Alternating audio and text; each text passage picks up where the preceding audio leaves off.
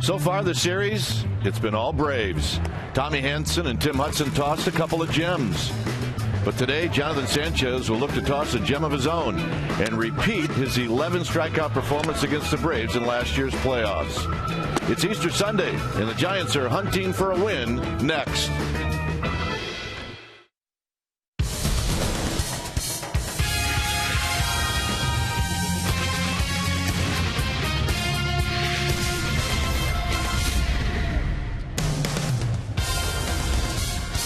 Beautiful afternoon for baseball here on a Sunday Easter afternoon. It'll be the Atlanta Braves and the San Francisco Giants as they wrap up this 3-game series. Hi again, everybody. I'm Dwayne Kuiper. Alongside me is Mike Krukow. Happy Easter. And the Giants are looking for a win on Easter Sunday. And, Mike, one of the problems for the Giants has been the base on balls, not taking them but issuing them. Well, you're right. You look at the first 2 games of the series, the Giants have given about 9 free passes in 2 games. The Braves only 1. And that's a big difference. When you're talking about good pitching, and it's usually going to come down to a 1 or 2 run ball game, you cannot give up free passes. So what do? You flip the ball to Jonathan Sanchez, who incidentally led the league last year in the base on balls. But that's the way baseball is. But the way Jonathan Sanchez is throwing lately, it really doesn't matter. He's been fantastic. All right, Giants trying to salvage a game in this short 3-game homestand. All right, when we come back, we will have the very first pitch at the lineups right after this.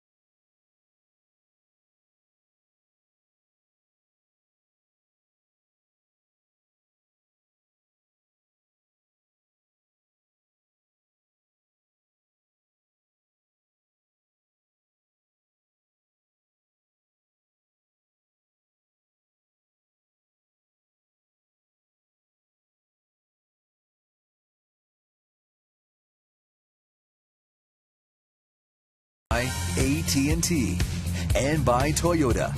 Check out the great deals at your local Toyota dealer today. All right, back here at AT&T Park. That's right, they handed out the replica of the World Series trophy. It is awesome. Our game time weather is brought to you by the Santa Cruz Beach Boardwalk. The admission-free boardwalk is open for spring break, April 16th to May 1st. 57 degrees here at the yard. We got 12-mile-an-hour winds, 80% humidity. It is mostly cloudy. As Martin PRADO stands in, we'll get you the lineups when we can. Here's the first pitch of the ball game, and it is up high. So we get started a minute early at 1:04. And it's 1 ball and no strikes to PRADO. And PRADO takes a strike to even the count. PRADO was the guy yesterday that really hurt Lincecum. He went 2 for 4 with 3 RBIs. And at third is Sandoval, and another strike, and it's 1-2. As Mike said in our open, strikes, less walks. Here's the 1-2 pitch, and it's high and away. If we'd had more time, I probably would have said more hits, more 2-out hits, more hits with runners in scoring position, and a couple of big flies. Yeah, a couple big flies. Throw a shutout, hit a home run, you can't lose. The 2-2 offering to PRADO is in the dirt, and it's 3-2. So this becomes a big pitch. Culpa behind the dish, and it's Wolf, Cousins, and Jim Joyce. And Ron Culpa is an umpire who will look for strikes. He will give the knees, he will give the belts. High and foul, and it remains 3-2. All right, here's the lineup for the Atlanta Braves. PRADO at the plate, then it's Hayward and Chipper Jones. He is numbers on his birthday. Then it's Ugla Freeman, followed by Ross McClough. Brandon Hicks will get the start, and then Brian Beachy. 3-2. Here it is to PRADO, and he hits it down the right field line into that corner, but it's out of play. Let's take a look at Jonathan Sanchez's number, the starting pitcher for the Giants today. He is 2-1 with a 3.13 ERA, 28 strikeouts in 23 innings against 11 walks. Always an issue with him, but he always seems to be able to have the strikeout that can get him out of those walk problems. A 3-pitch guy, fastball, slurve, and a split with a low 3/4 lazy arm delivery. 1-3 lifetime against these Braves. And that 3-2 pitch not close. He went with something other than a fastball. Defensively, the Giants are going to set it up this way behind Jonathan Sanchez. Starting in your outfield, it'll be Burrell, Rowan, and Ross. Pretty good arms across the outfield in all 3 positions. Tejada and Sandoval on the left side of the infield. Sanchez and Huff on the right side. Huff with a 64-game airless streak at first base. And Buster Posey will be in the squat, putting down the signs for the left-handed Jonathan Sanchez, 28 years old. Here's Hayward. And Sanchez will toss on to first. Hayward 2 for 4 on Friday. Came back yesterday and went 2 for 3. So for a guy who was struggling coming into this series, he has had a good series.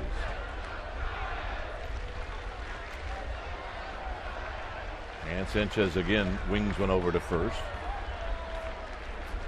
Chipper Jones is on deck.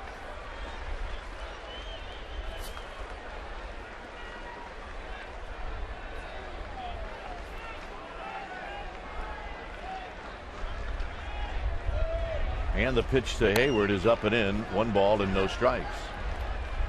Braves will be patient with you, especially if they think you have the ability to go wild. See the last 5 home starts for Jonathan Sanchez, a perfect 4-0. He likes the friendly confines of AT&T Park. There's a strike. Hayward was taken all the way. And you should. I mean, especially the first time through the line, you should take a strike.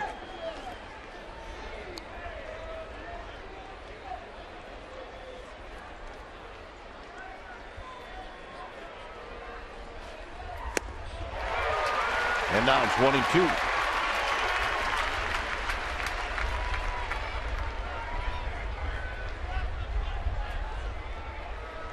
Sanchez ahead in the count to the very powerful Jason Hayward, who comes in this at bat hitting .225.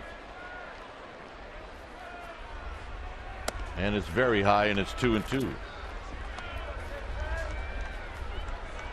Get ahead of a guy 0-2, 1-2. You want to throw a pitch that'll really make him think. And that last fastball was just an easy take. You kind of give up that advantage you had by poor location.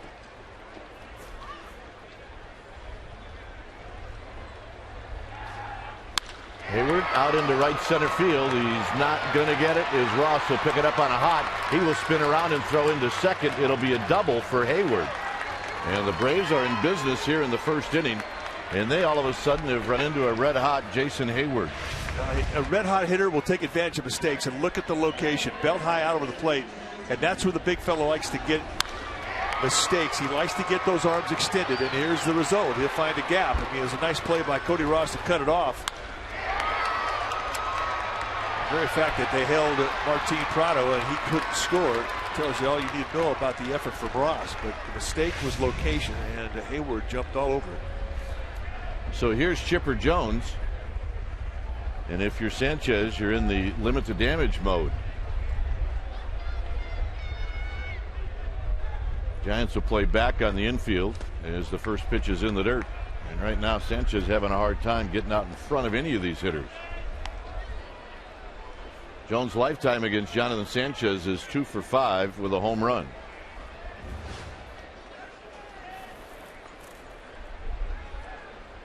"39 years old today."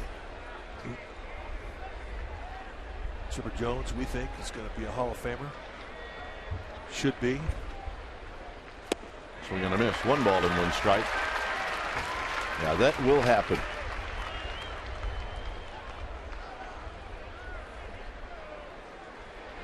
"18 years with the Braves, and that leads the pack."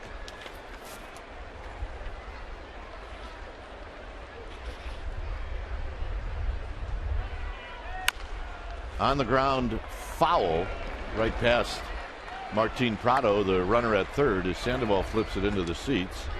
And now Sanchez is ahead of the count, 1-2. The Marlins beat the Rockies this afternoon 6-3. That game just ended.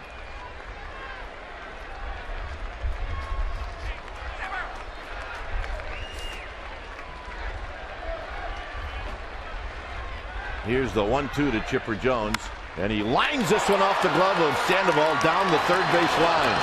2 runs are going to come in, and a fan, ill-advised, picks it up, and it's going to be a short day for him. It's too bad. You have to know the policy of this ballpark is plain and simple. Mess with the ball on the field, and you're going to go home.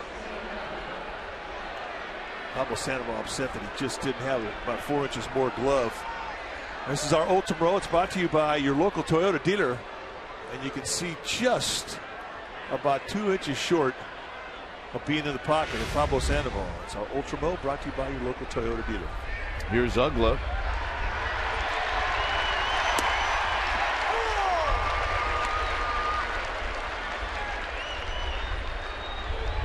This poor guy's going to depart.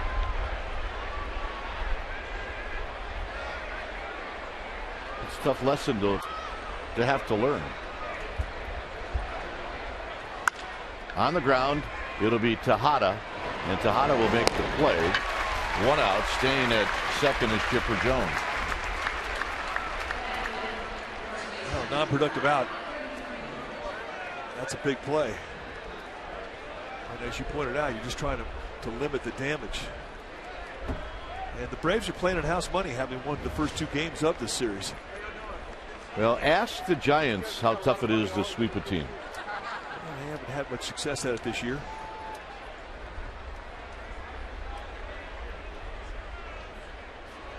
They had a chance to do it against the Cardinals at home, the Diamondbacks on the road, and the Rockies on the road. And it was the final game in each of those 3-game series that they couldn't nail down. Inside, 2 balls and no strikes.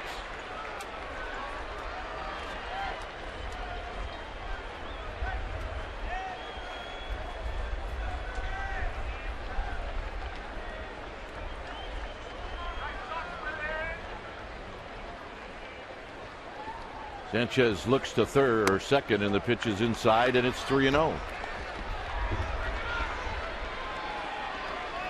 3 pitches all missing on that inside corner.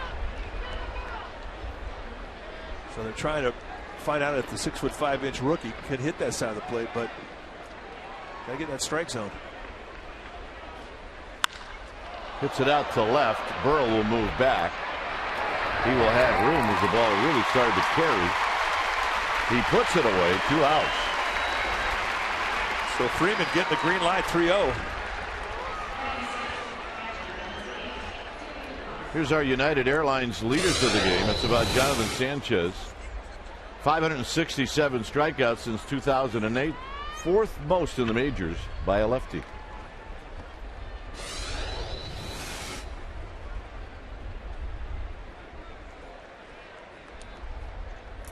David Ross hitting right at 300. And he takes a strike at the knees. Ross, if you break it down, is 3 for 10.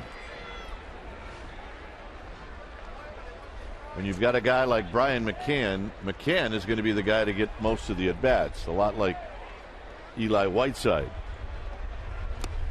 Down low, 1 ball and 1 strike. Whiteside got the start yesterday in place of Buster Posey, and Eli Whiteside picked up his first hit of the year. He was 1 for 3. 14th year in professional baseball for David Ross. He's been around. Came up with the Dodgers, played San Diego, Cincinnati, Boston, down here in Atlanta.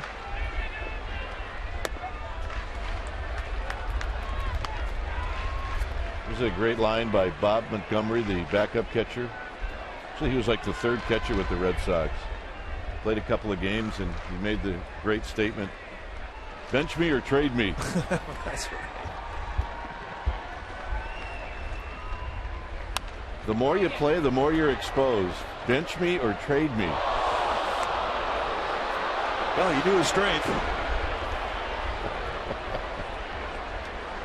This guy almost made a play. Yeah. This guy said, yo, you want to borrow my glove? Meat. Yeah. Let's take a look at his effort. I got this one. I got it. Oh, jeez. That was a tough play. 2-2 pitch to Ross. Swing and a miss, and that ends the inning.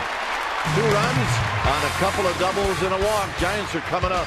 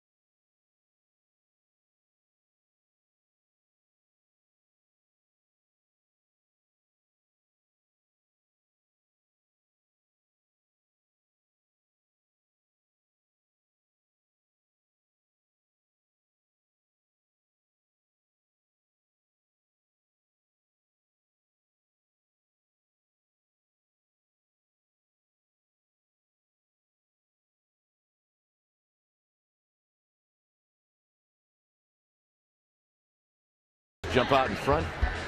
Here's Bruce Bochy's lineup, a familiar one. It'll be Rowan, Sanchez, Aubrey, Huff, Buster Posey back in the lineup. And then it's Sandoval, Burrell, and Burrell, see the lifetime home runs, playing in the National League East most of his career. Ross, Tejada, and then Jonathan Sanchez. Take a look at the pitcher for the Braves today. It's going to be the right-hander Brandon Beachy, a rookie, 6'3", 215-pounder out of Kokomo, Indiana. This is what he has done. 24 strikeouts in 23 1/3. 20 hits allowed. You're going to see a fastball that'll go low to mid-90s, but with very good command on both sides of the plate. Big, strong right-hander with a very compact move towards the plate. Along with that fastball, he's got the other 3 pitches, the curveball, slider, and a changeup. Probably the curveball, his best strikeout pitch. Let's take a look at the defense behind it. Brandon Beachy. Starting in the outfield, it'll be PRADO, McLeod, and Hayward. Hicks and Jones on the left side of the infield. Ugla and Freeman on the right side. And David Ross will be in the squat, putting down the signs. And here's Rowan.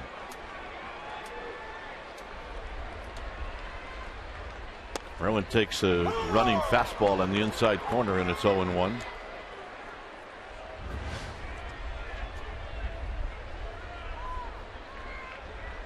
Sanchez to follow. Nice easy motion from Brandon Beachy. Yeah, he's real quiet, balanced when he goes into his motion. And it's pretty indicative of what you see of the young Braves pitchers when they come out of their minor league organization.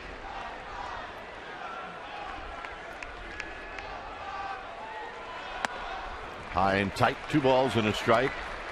And that's a short arm, high release. High 3/4, almost straight over the top. You see arm action like that, you think your breaking ball is going to be a 12-6. Rowan hits a high fly ball to left. It's PRADO out in the left field.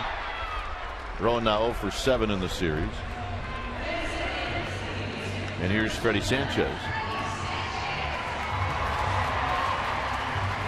A lot of the Giants hitters are thinking that they're hitting the ball well. They're not getting much to show for it. And it's hard to be patient when your team is not winning ball games. And you're hitting into the defense consistently.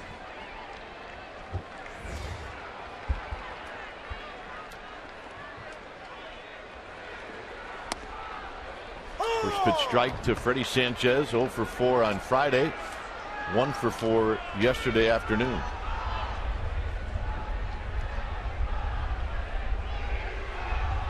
Swing and a miss. 0-2. That'll make you talk to yourself. Looking for a fastball, you get one high, you swing right through it.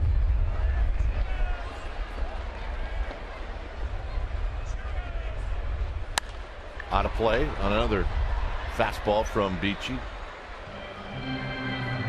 Giants fans have packed the ballpark this weekend. Ross goes out to have a word with his young right-hander. 2 sellouts and another one today on Easter Sunday.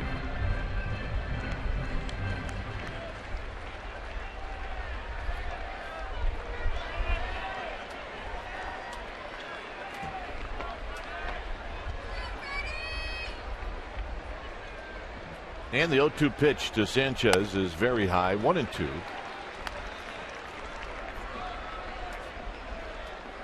Braves have scored 9 runs in this series. The Giants just 3. In tight, Beachy thought otherwise. 2-2. That's that 12-6 break you're talking about in that curveball, and you can see why that is a strikeout pitch. It's an acute, over-the-top drop. Out of play, Sanchez took a rip.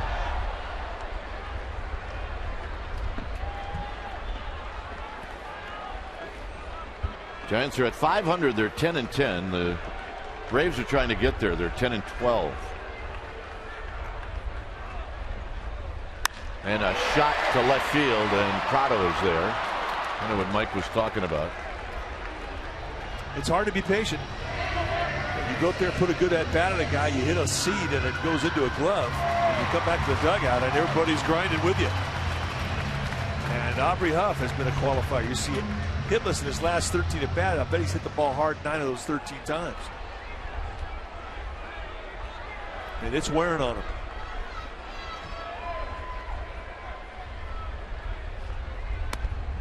Well, the problem is when you don't see any hits in the box score, it does start to wear on you, and all of a sudden you find yourself into a major funk, and you're not doing anything wrong.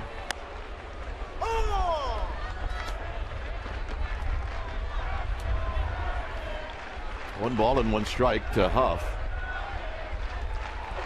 308 against lefties, 163 against righties, and he has an explanation for that. He says against lefties, especially hard throwing lefties, he forces himself to keep that shoulder solid, and it gives him plate coverage middle away. Against righties, he's been pulling out. But that was about 15 at bats ago, maybe even more, when he was starting a full-on fly with that front shoulder against righties. Of late, it's been pretty solid.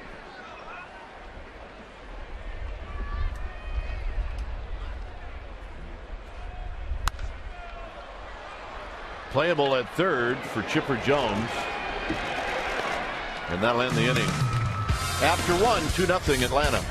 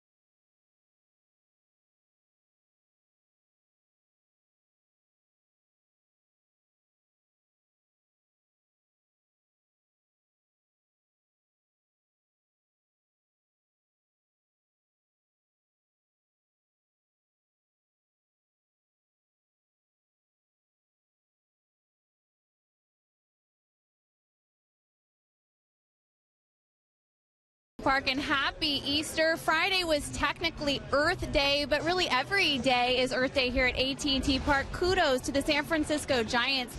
They have the greenest existing ballpark in Major League Baseball. Several years ago, they started the process, Dwayne and Mike. They added solar panels. They are a completely non-smoking facility. And during the 7th inning stretch, the crew comes out in recyclable material uniforms and helps fans get rid of their trash and compost. Congratulations to the Giants for doing their part, guys.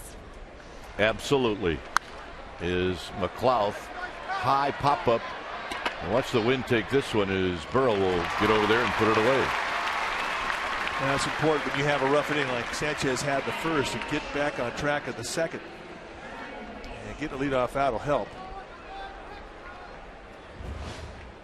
Here's Brandon Hicks.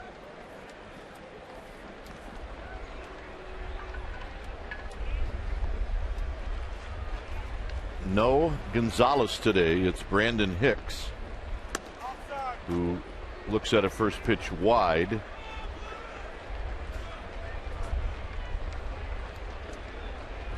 Did play in 16 games last season. Fouls it back. It's 1 ball and 1 strike.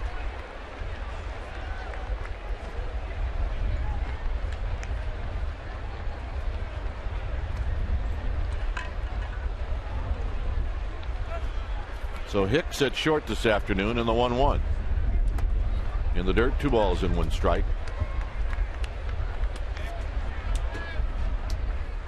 Giants will enjoy an Easter evening with their families tonight and then get on a plane tomorrow. Departure 10 a.m. from SFO. 2-1 pitch. On the ground to Sandoval. Off to the side, sets, throws, side. 2 outs. Easy, big fella. Easy. Well, Friday, May 6th is Willie Mays' 80th birthday, and you can come help us celebrate as we honor Willie. First 20,000 fans are going to get a Giants Willie Mays statue replica courtesy of the Bank of America. It is a great giveaway, and it honors the greatest of all time. So you want tickets, go to sfgiants.com. I think it's great. I think the trophy replica today is fantastic, and I want to get a bunch of those. Put one on the hood of my car. I'm with you on that. 2-0 to Beachy, who is 0 for 7 on the season. And take a look at this. That's fantastic. There's the trophy replica. I'm thinking like 5 things I could do with that. 2-0 pitch. 2 balls and 1 strike. Just lay it in, get it in, strike, falling 2-0 to Brandon Beachy, the pitcher.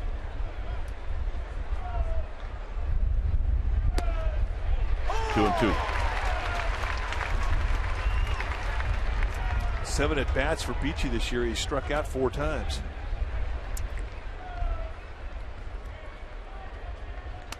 And make it 5. Buster Posey will lead things off for the Giants here at AT&T Park.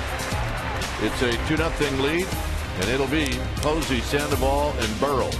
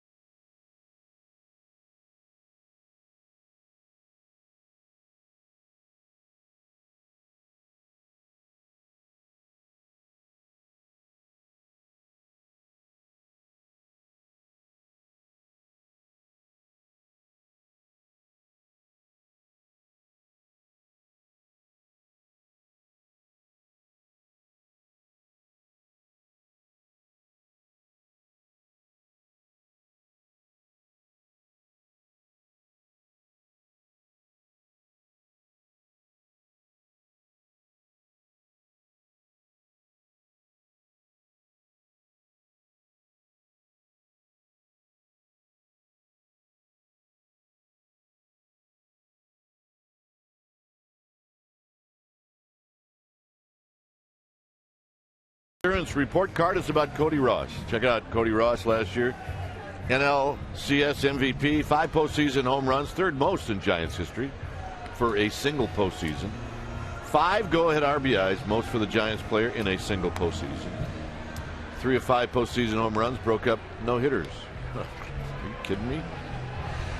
Derek Lowe, Roy Halladay, and Roy Oswalt were the homers that he hit to break up no-hitters. Cody Ross, it's why he is a hit in this town. Ross is the boss.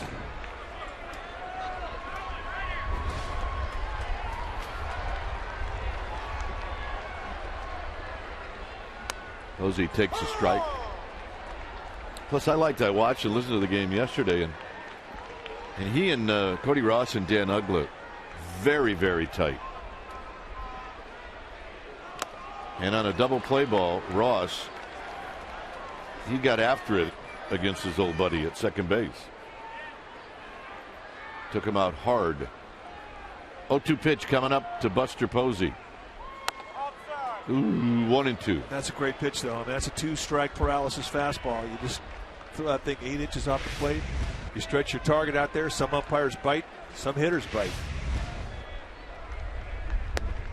Posey holds up. 2-2. That's a good take, especially when it's the first time you've seen that curveball. And that is a 12-6 break. And in a 1-2 count, you drop that thing between the catcher and home plate. That's perfectly placed.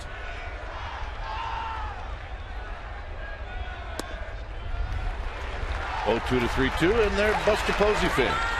There's a lot of Buster Posey. You got to stand in line to root for Buster Posey around here. Yep, they're feeling it. They are feeling it. Got him. Boy, that's a nasty 3-2 pitch. And it's a slider. He kind of dragged it through the garden. He showed him everything he had. And the payoff pitch, a 3-2 slider. And I'm talking about a perfect location.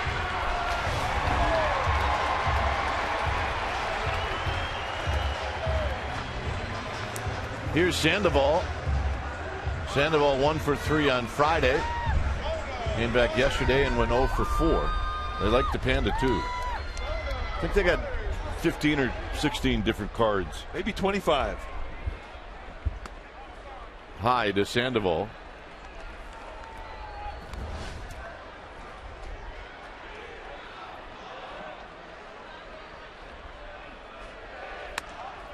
First time round, Giants hitters have never seen Beachy before, so they're all going to school.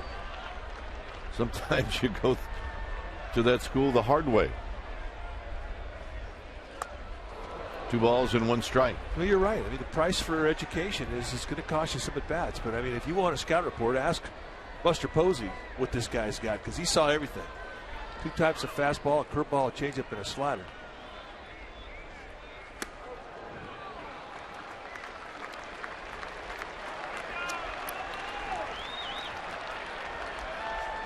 Three and 1 to Sandoval.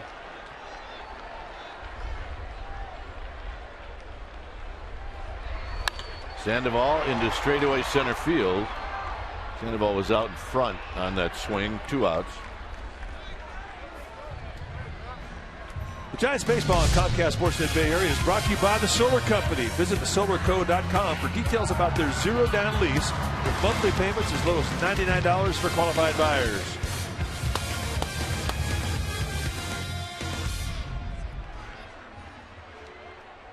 Here's Pat Burrell. Burrell, 3 hits in the game yesterday.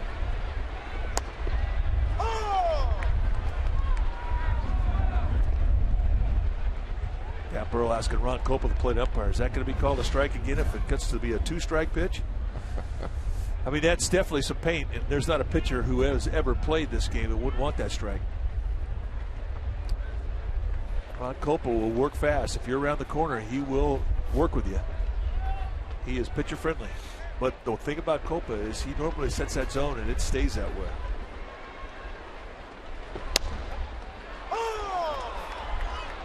Well, if Burrell didn't like the first one, he's not going to like the second one either.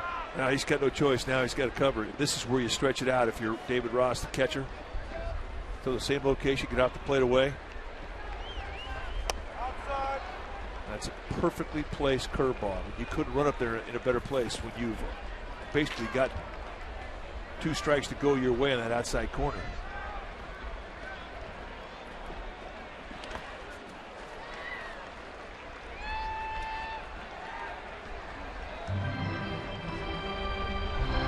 And what happens is you get so aware of that outside corner, it opens up the inside corner. Because Burrell's got to come in. He's got to get out there and cover that location.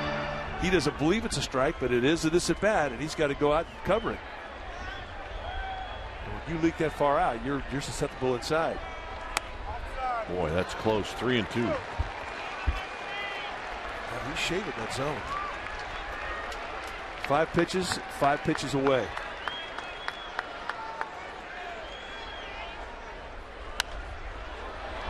Maybe headed into our booth, but just above us. That's the Atlanta Braves way, though, isn't it? Yeah, they like that outside corner. I think the Braves and the Dodgers are the 2 organizations in the National League that really profess that outside pitch.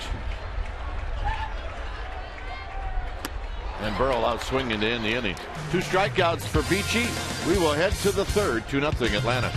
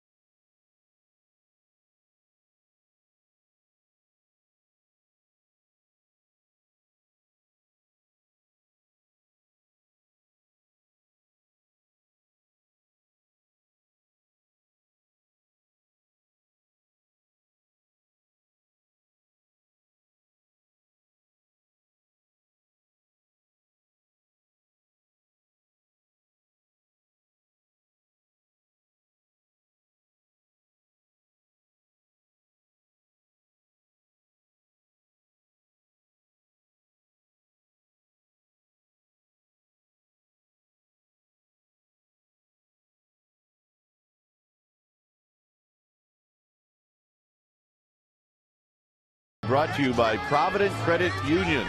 Attending today's game is Ken Kleiman from Bowditch Middle School. He teaches 7th grade language arts, reading, and social studies.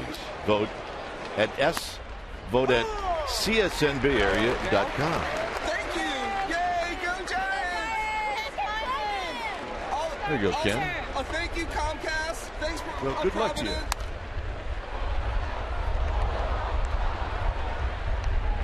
PRADO falls behind. No balls and 2 strikes. Oh, I didn't know that.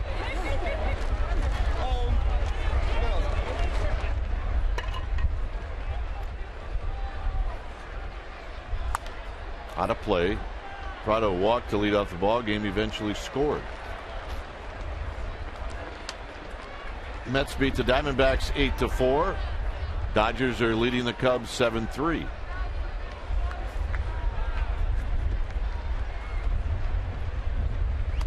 Got him. Starting to lock it in.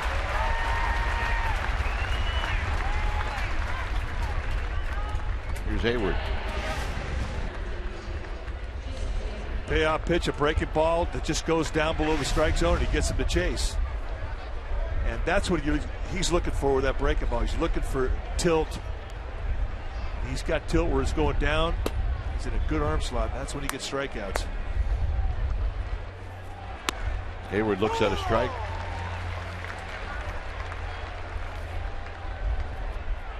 Hayward doubled in the 1st inning.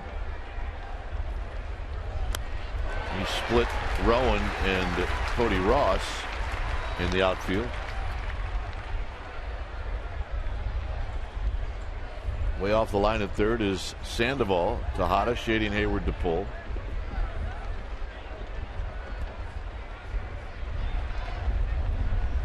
The 0-2 pitch. And that's a 3-pitch see you later. Stop it by. And when he gets the strikeout going, he can get a lot of them, and he can get them quickly. And that's pretty much the same location he got burned at when he faced Hayward in his first at bat when he hit a double. Pretty good example of how Hayward has such a flat swing, even on the pitch up high. Strike to Chipper Jones, who doubled off of Sandoval's glove to knock in a pair in the first. See the switch hitting numbers for Chipper Jones.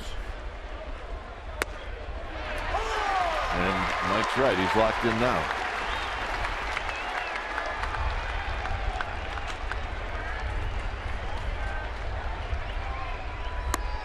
One and two.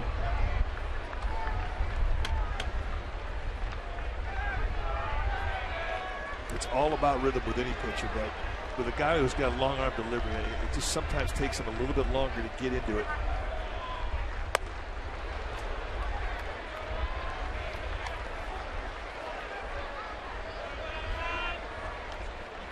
His first time through the lineup, only twice in the 9 hitters did he get strike one. In this inning, he's had strike one to every hitter. And what a difference strike one makes to Jonathan Sanchez.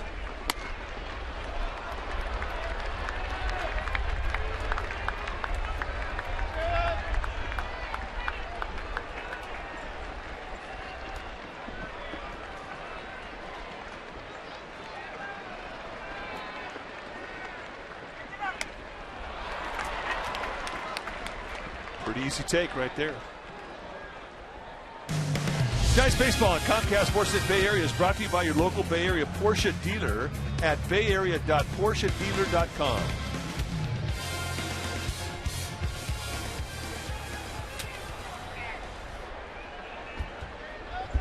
Four straight pitches to Chipper Jones after falling, actually getting out in front of Chipper Jones 0-2. Here's Ugla.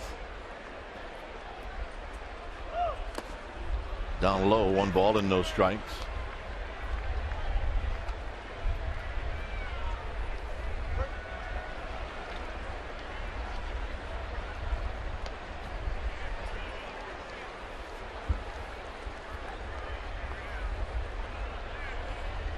Something that Jonathan Sanchez has dealt with his whole career. It's just the consistency with arm slot. Oh, foul. 1 ball and 1 strike. All right, somebody got it. Everybody all right? Oh, yeah. And she's not sharing. Come on, Mom. She just dropped like 4 take-a-hikes. Yeah. Especially you, 2-8. Take a hike. Neat. Okay, sorry, Mom. 2 balls and 1 strike. Hey, she is not sharing.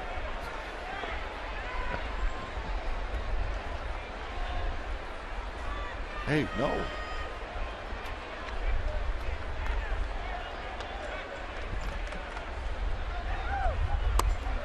And he gets the call. Ogden thinks so. 2-2.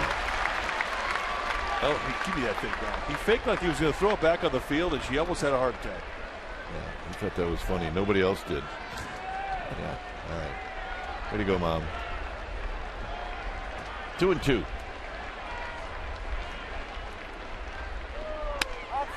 Tried to backdoor him. Now Chipper Jones will be on the move. Here it is. Here's a great deke. Hey, Mom, watch what I'm going to do with this. She was not smiling. Sister was like, oh, I'm going to kill you. Jones will be on the move. It's 3-2 to Ugla.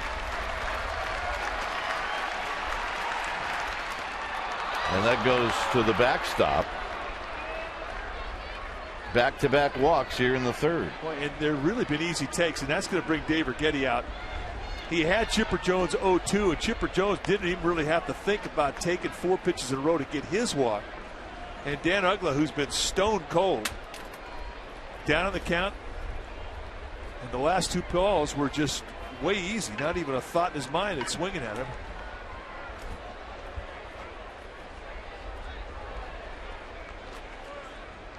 I'll have to deal with Freddie Freeman. Yep, our fans really get into the spirit of just about anything. Yep. They have fun. And this is the place to have that fun. So this is a what? Mix in the Easter Panda thing? Yeah, Easter Panda. I mean, seriously. I like the Easter Panda. Meanwhile, little brother's about ready to get eliminated here. Yeah. Freeman hit a fly ball to deep left field that Burrell tracked down in the first.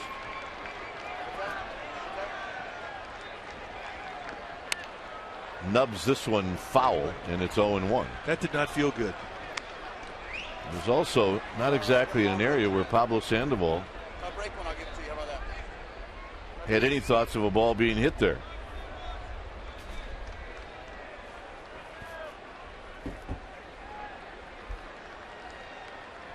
No balls and 1 strike. Top to Freddie Sanchez, and that'll end the inning. So Sanchez gets out of it, and the Giants will have the bottom 3 of their lineup coming up.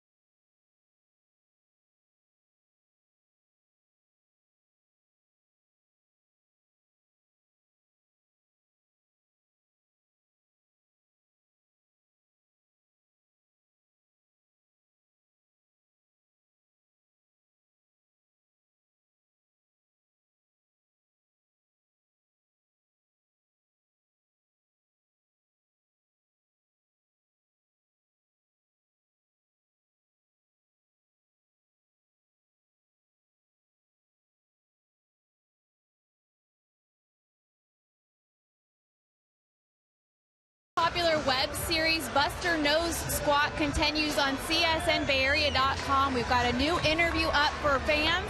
And guys, Buster unveils the gender of his unborn twins, and he tells me if it is okay to actually rub your arm once you've been tagged by a pitch. Gentlemen, maybe you'd like to weigh in on that. Well, if Mike hit me with a pitch, I would not rub it. I don't think you need to rub it. I would not rub it. Here's Cody Ross. Pitch is outside for a ball. I think it all depends upon where you're hit, to be honest with you. There's certain places you have to rub. Absolutely. I'm sorry. Cody Ross yesterday had a couple of nice hits, one to knock in a run.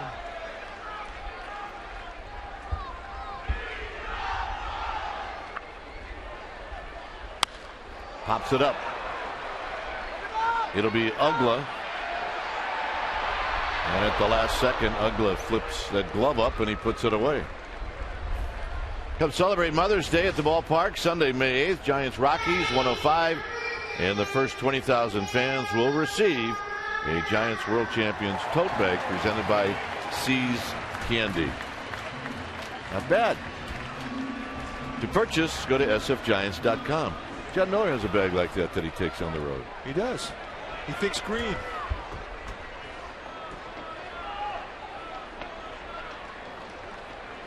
Here's Miguel Tejada. Our director, Jim Lynch, carries like 12 of those onto the plane.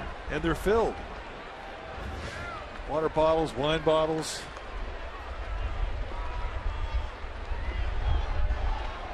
We're always very kind to ask Jim if he'd like to carry a couple of ours while he's at it. It's 0-2 to Tejada.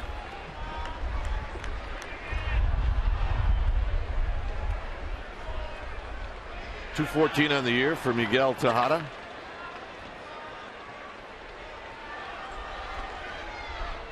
And Tejada takes one down low. It's 1-2.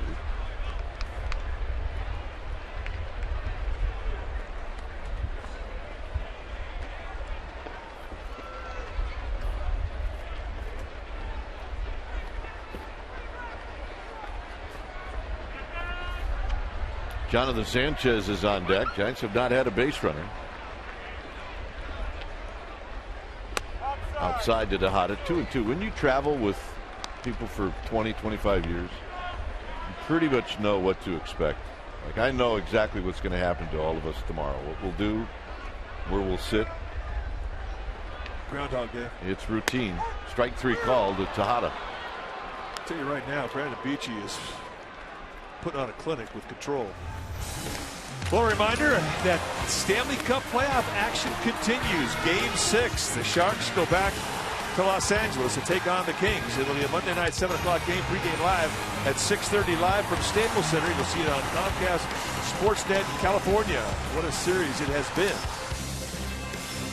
Here's Sanchez, who's 1 for 9, and he looks at a strike.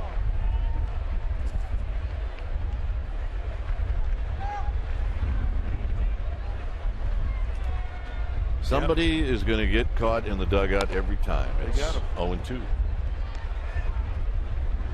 And nothing you they can got do a little about it. shavy cream on top. There's nothing you can do about it. No. You just got to wear it when you find out. 1-2 to Sanchez. But you do feel like the biggest buffoon in the stadium. Understandably.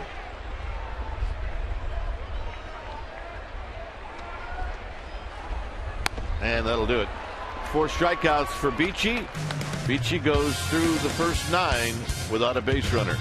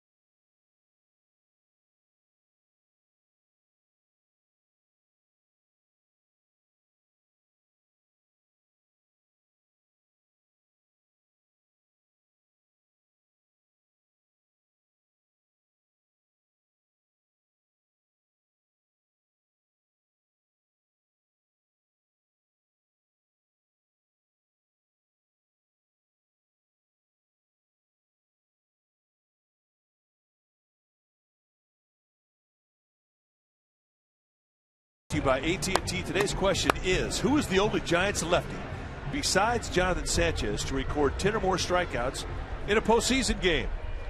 We will give you one hint. It is not Kirk Reeder. It is not. Who we saw the other day, by the way. He was here at the ballpark.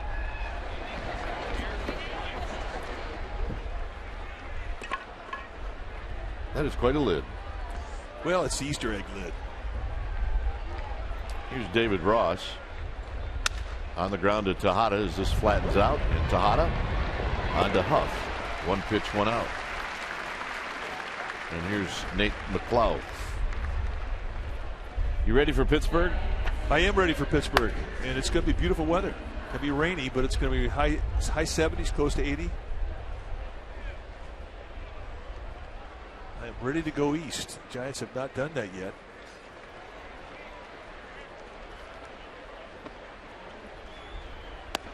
Down low to McLeod, who popped out to Pat Burrell in the second.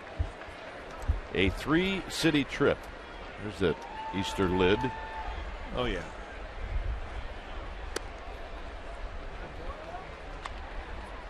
You look at that and you go, why? And then you realize that there's a couple people in my house that would wear that.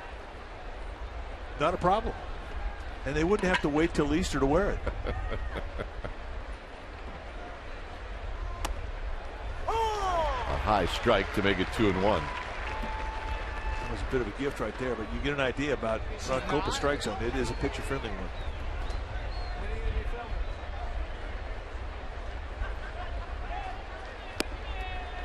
Two and two.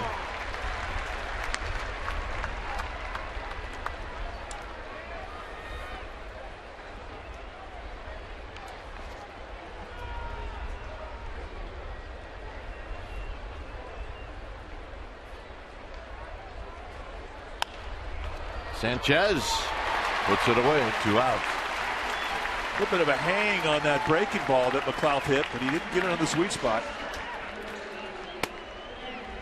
Hey, it got an out. Any pitch that gets an out, that's a great pitch. It is a great pitch. Here's Brandon Hicks. But I don't know if you put that in the scout report. Hang breaking balls to McLeod.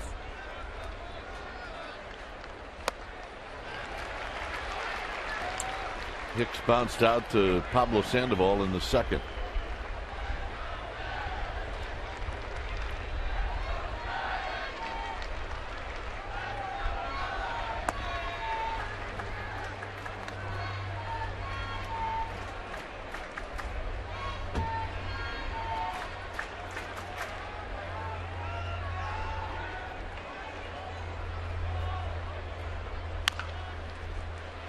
That's a fair ball. Sandoval got him by a half a step. And it's a 1, 2, 3, 4. Top of the order for the Giants coming up.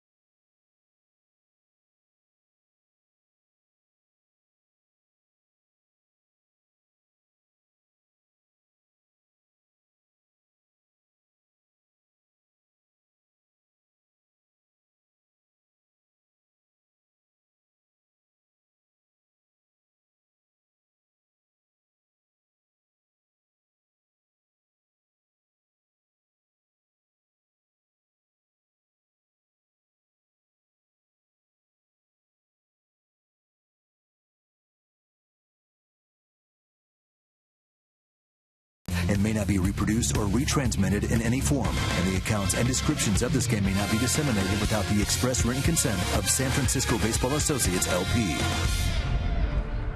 All right, we're going to ask and answer our trivia question brought to you by AT&T. The question today, who's the only Giants lefty besides Jonathan Sanchez to record 10 or more strikeouts in a postseason game?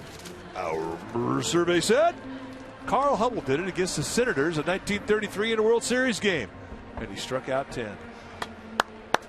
King Carl. I love that. Jonathan Sanchez last year with 11 strikeouts against these Braves. Tim Lincecum had set the tone, though, on the opening game of that series with a 14 strikeout, 1-0 victory.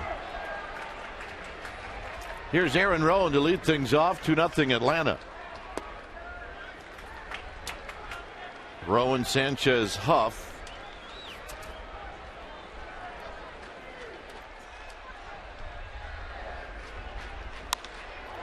Skied out into center field for McLeod. 1 out. Well, if you were a scout and you were at this ballpark today watching the game, you could not have any kind of a scout report on Brandon Beachy out of the stretch because we haven't seen him. 10 up and 10 down. And he has been carving turkeys, shaving the outside corner with every pitch he has. He's gotten all 4 of his pitches over. He's mixed them up first pitch. Sanchez lined out to PRADO in his only other at bat.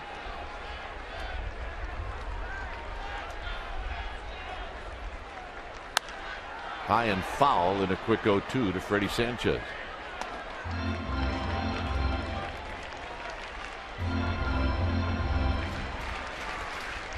Beachy 7 for 11 with first pitch strikes.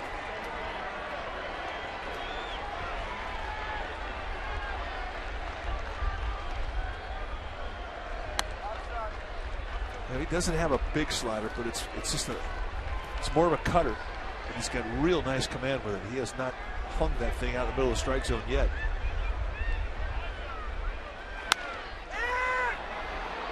Shallow right field. Hayward calling and catching, 2 outs. Here's Huff. Huff popped out to Chipper Jones. Back in the first inning.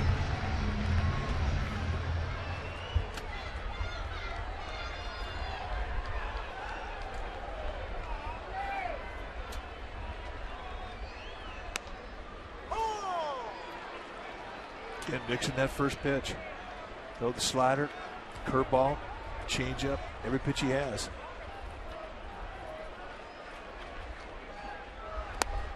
Oh, 2. Well, that's exactly what David Ross wanted, that curveball. And you see the acute break on it. 12-6. And that's what you get from a release where it's high 3/4, almost over the top. High and deep to right field. Hayward back, looking up, off the wall. And Huff's got a double. Now, he thought he should have had one out of here.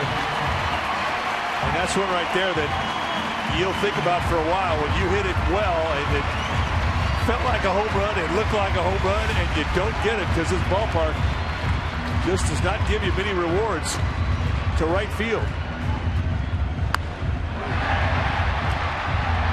Well, Hayward thought it was gone, Mike. All said and done, that looked to me like he could have had a chance to catch it. I mean, Hayward turned around and said, I'm going to watch this one sail into the arcade. And then he had to get after it. By that time, it was too late. Finally, the Giants get Beachy in the stretch here with 2 outs in the 4th.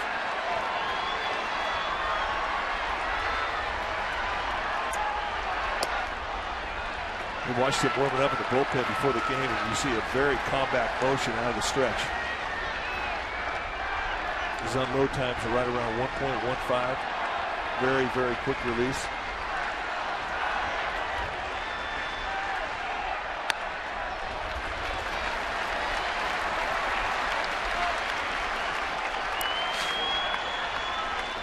Two 2-0 to Buster Posey. Posey on a 3-2 pitch. Struck out looking.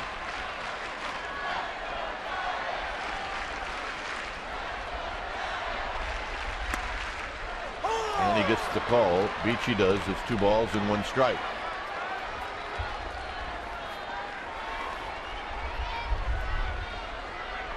Huff at second base with 2 down.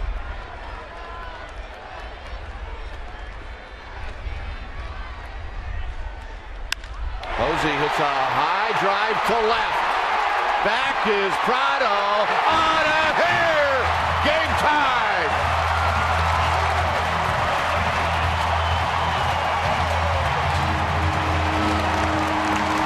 And finally, this Easter crowd is having a ball.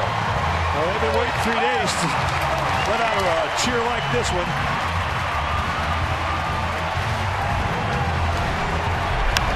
Fastball up, and he gets backspin on it in the gap in left center. And with the carry that you get to that side of the field because of the wind, that's all he needed was a little bit of help, and it rode right out of here. Home run number 4 for Posey. We got a brand new ball game. Yeah, I'm sure Posey watching Huff's ball, even though it's to the different part of the field. You hit it, you don't know if it's going to go or not. Well, I don't think any hitter could trust this field.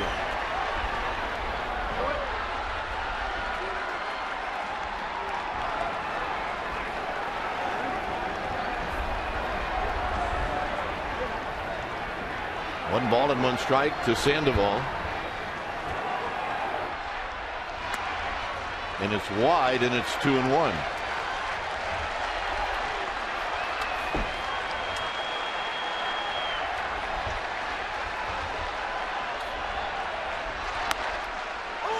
Outside corner at the knees, 2-2. Hit that. That's tough.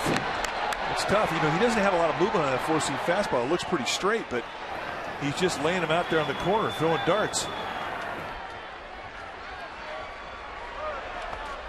And a payoff pitch will be coming up. It's 3-2.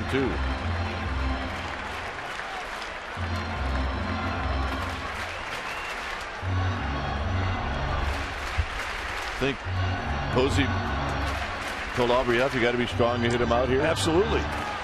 But I think he'll wait for at least a couple innings before he drops it on him. Maybe on the plane tomorrow.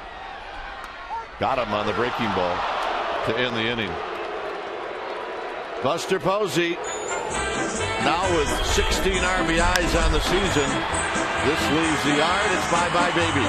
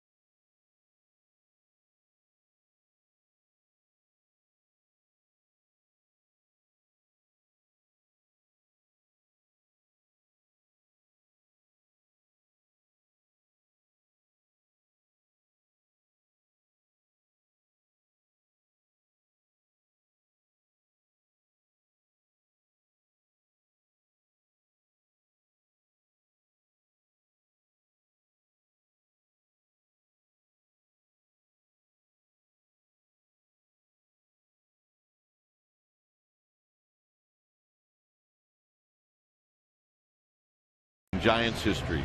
On April 24th, 1947, Johnny Mize of the New York Giants becomes the first major leaguer to hit 3 home runs in a game on 5 different occasions. Mize hits his trio off of Johnny Sane of the Boston Braves. Spahn and Sane and Pray for Rain. Here's the pitcher, Beachy, and he takes down low. 1 ball and no strikes. I remember a few years ago when you and I were playing, I think it was like 1984, Johnny Mize came out and threw out the first pitch of a game at Candlestick, and I was really surprised at how big he was. And shook hands with him, and you could tell this guy at one time was a strong man. His hands were massive. the kind of hands you'd expect to see in a home run hitter. 1 ball and 1 strike to Beachy. 2 good eggs, guy. 2-1. Sanchez having trouble finding that strike zone against Beachy. Out of play, 2-2.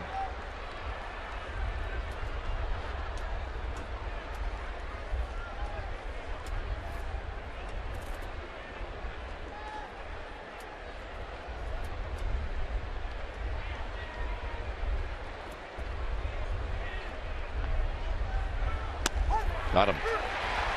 All right, time to check in with Amy G.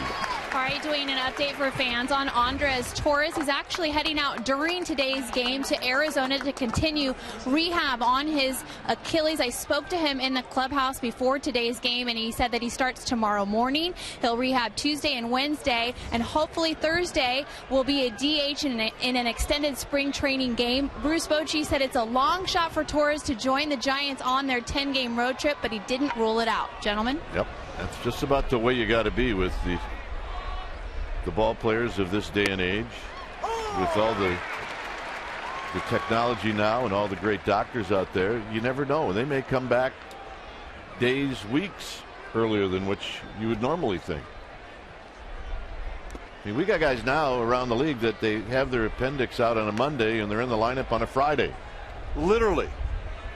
It's like, how is that possible?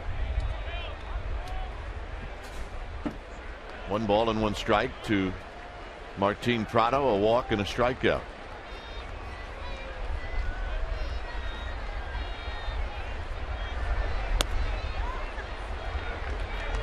"77 pitches for Jonathan Sanchez here in the 5th inning. A 2-2 ball game. Buster Posey ties it up with a home run into the bleachers and left. You want to get a shutdown inning for your offense to get back here on that bench. 3-1. And he's just trying to throw a strike. He's not trying to think inside corner, outside corner. He's just trying to throw something across the strike zone. And really having a wrestling match right now between his ears.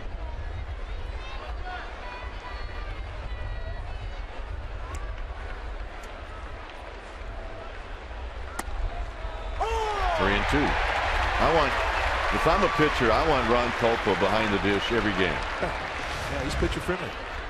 Here's the 3-1 fastball, but I think, an umpire has to look for strikes. I think that should be your mindset when you're back there.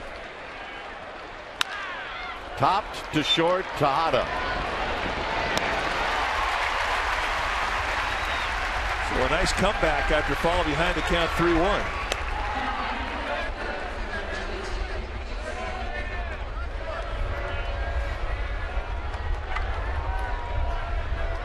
Hayward a double and a strikeout. Not in that order, however.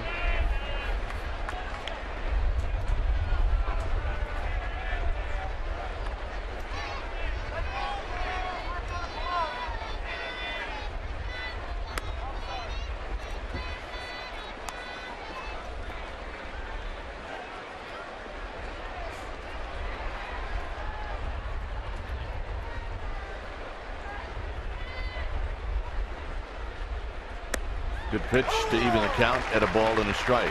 He's really slowing it down.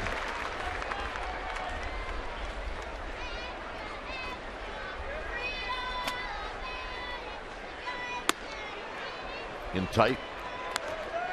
There's a lot of tricks that you could say to yourself when you're out there. And drive your elbow, your shoulder through your target. Sit back in your back leg.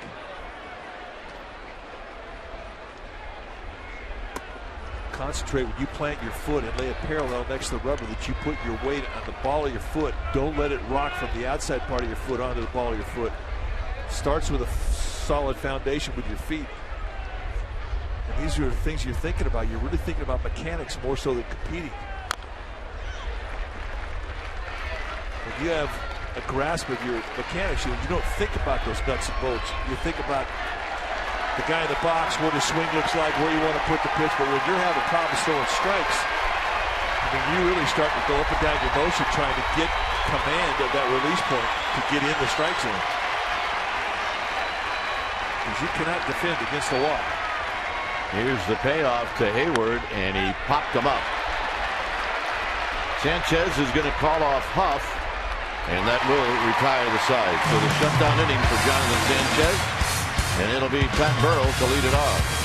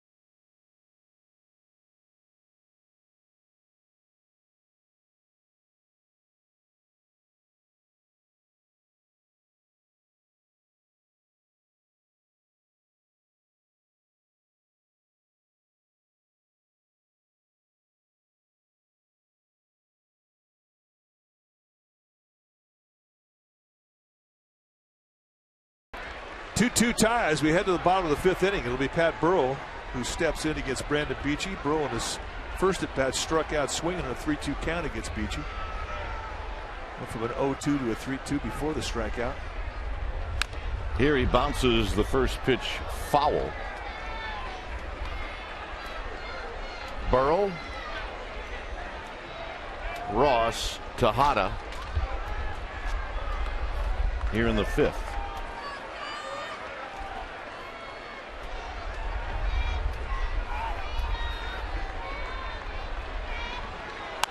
Burrell pops it up straight back. I don't think Ross saw that because he didn't even make an effort. He did not. Either that or he just has that feel for pop-ups. I don't think he does. 0-2 to Burrell. Burrell fouls it out of play. A good rip at a 96-mile-an-hour fastball.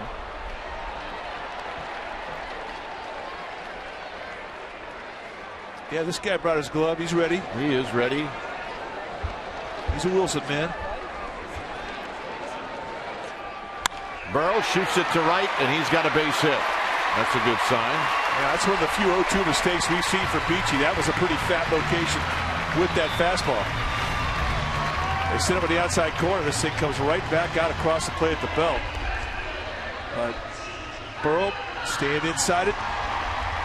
We're going to start to see his average climb because he has definitely centered the field. He's using all sides of the field. Here's Cody Ross, who popped up in the third.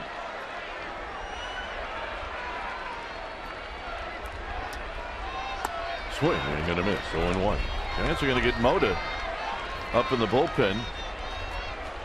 Sanchez is due up fourth this inning.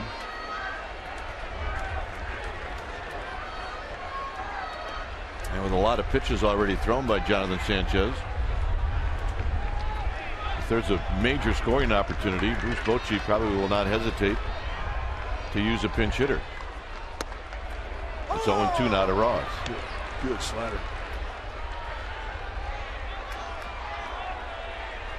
Beachy has had a command of all of his pitches since the first pitch of this game. There wasn't a situation where he showed up and had a fastball and a curveball, picked up a changeup slider later. It all was working for him first inning. Very high to Cody Ross. I think one of the advantages Beachy has, Kike, is that I think he's pretty deceptive. I don't think he's an easy guy to pick up early.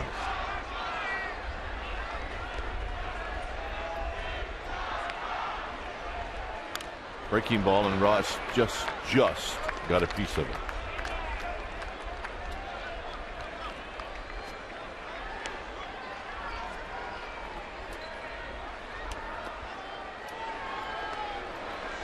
Dodgers beat the Cubs today 7-3.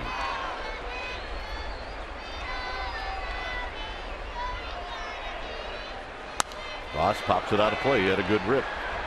LA went in there and won that series in Chicago. First leg of their their road trip.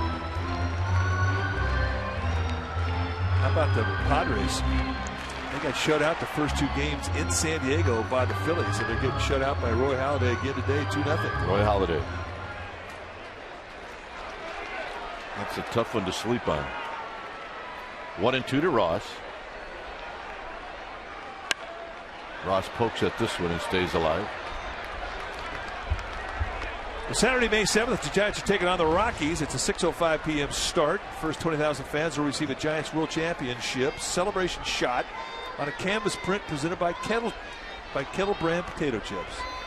If you want tickets, go to sfgiants.com.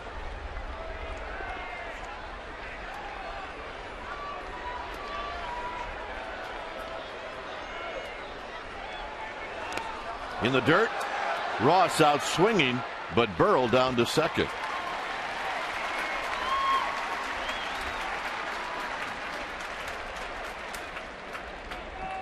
I'm not sure it'd be appropriate to say a productive out here, would it? I was thinking the same thing. Well, it's a productive out there. But I don't think that Cody Ross feels that a strikeout's productive. But the Giants do get a runner in score position. And in a tie ball game, it's a big 90 feet. Tejada struck out looking in the third. And he takes a pitch that runs inside. 1 ball and no strikes.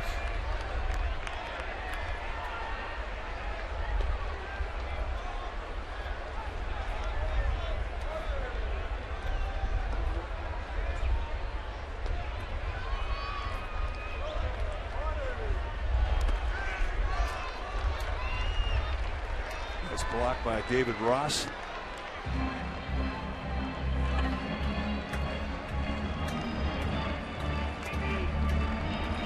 Sanchez is on deck.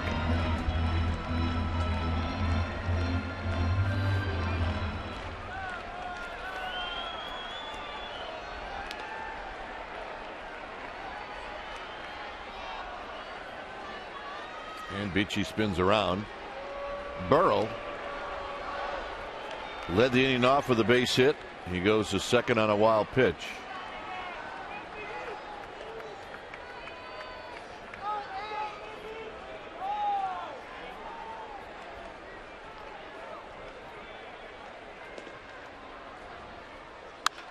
Down the right field line, headed into the corner, a foul ball.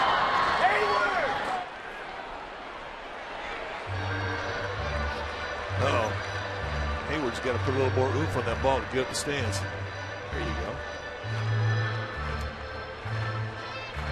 If you're a visiting player and you get a foul ball and you want to flip it in the stands and you're looking for somebody that might have on the same hat you're wearing, forget it. This ballpark is orange and black. It is. It is hard to find a Braves fan. If I could see that guy's shoes, I would flip it to him. That's what he looks into. 2-1 to Tejada. 2-2 to Tejada.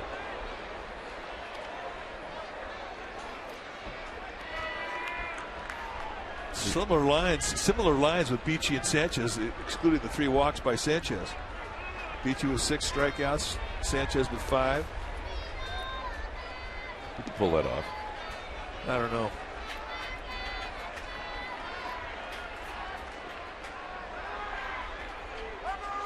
Now timeout is called as Beachy does the right thing. He follows through.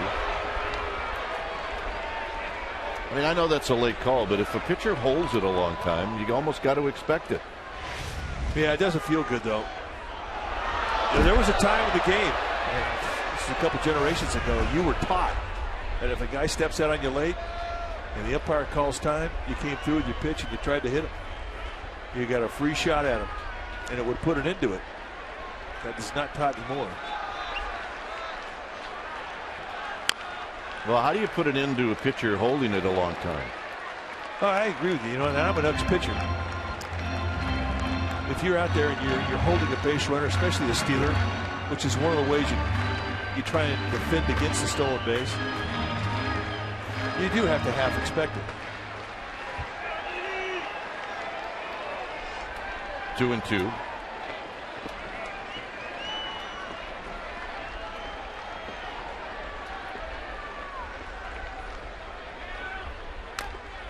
And Tejada just got a piece of it. He's having that type of a bat he had against the Cardinals in the 9th inning, where he ended up hitting one to the left center that Rasmus couldn't hang on to. Pickett, Mark DeRosa. You know, when you got good hands, you got good hands. I like that guy. Yeah. He'll be a manager someday. No doubt in my mind. Tejada on the ground slowly to Ugla. 2 outs. Burrell goes to third, and it's going to be Mike Fontenot who's going to hit.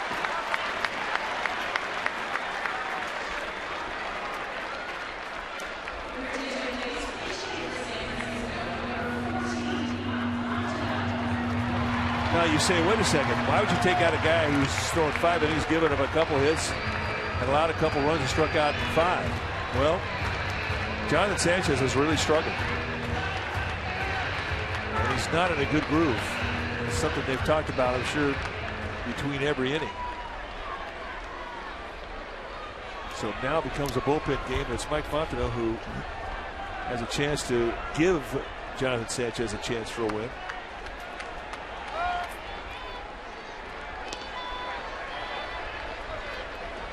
And with a 12-6 curveball, that's a ball that usually gets bounced. And with a runner in third, David Ross calls it. Pressure's on him.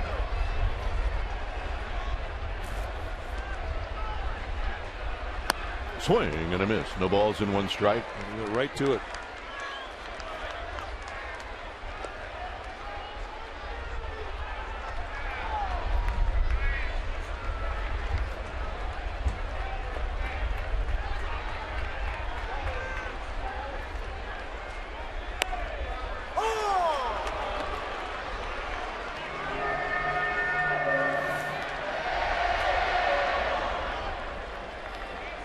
Two to Fontenot.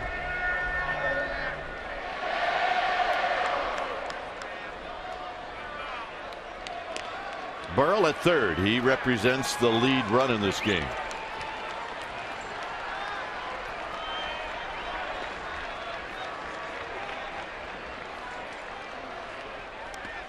Nice block by David Ross. It's 1-2.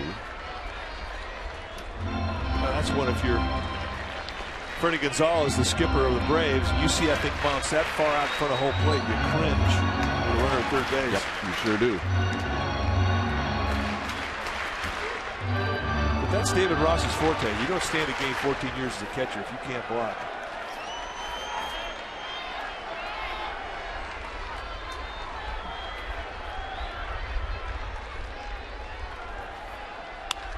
Little flip job to left field, and coming in is PRADO to make the catch to end the inning. We will head to the 6th.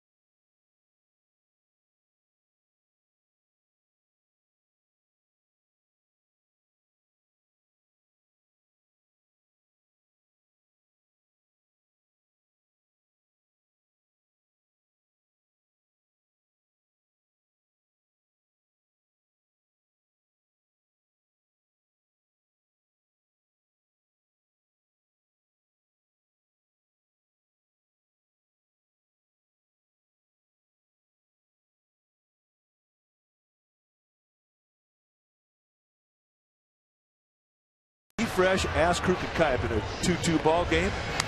Visit csnbayarea.com and ask us a question. We'll answer one game. The question today: what do base runners talk about when the opposing team basemen when they get on base? You know, I never liked to talk to. I never thought anybody liked me when I got down there. So. Well, they did. But there are always talkative first basemen. There can be talkative second baseman or third baseman, even talkative catchers for that matter. But it's just your basic, hey, how you doing? Unless you played with the guy or you played with him in winter ball or maybe even played against him in the minor leagues. Here's Mota to Chipper Jones, and it's high, 1 ball and no strikes. But it's nothing more than just casual. What's up? How you doing? When it's time for a change, think Speedy. Oil change and tune-up. Your oil change tune-up in Smog experts. Strike to Jones.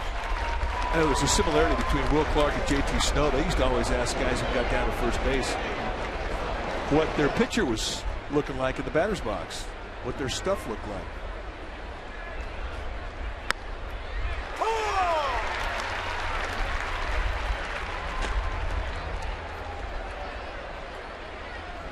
Aubrey Huff says it's great when guys come down there. They're hitting off of Tim Lincecum, talking about his stuff. And they'll say things like, I don't know how anybody hits this guy. I don't know how I just hit this guy.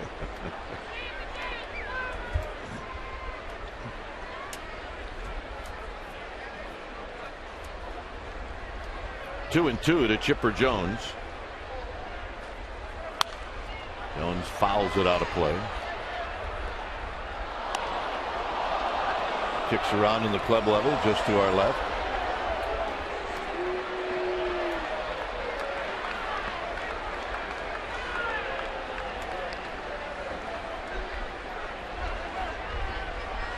A new baseball for Guillermo Mota. This is the 3, 4, and 5 hitters for Mota. 6th inning, 2-2 ball game. 3 and 2 to Chipper Jones. Change up attempt there on the 2-2 pitch, and Chipper Jones just spit on it. Dan Runsler starting to get greased up. Chipper Jones 4 for 14 off of Mota with a couple of doubles. And he walked him.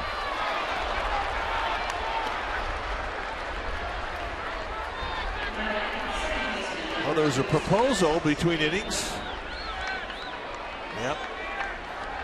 It's hard to say no at the yard, isn't it? Yeah. Especially when you're in front of 40,000 people who are going to boo you if you don't say yes.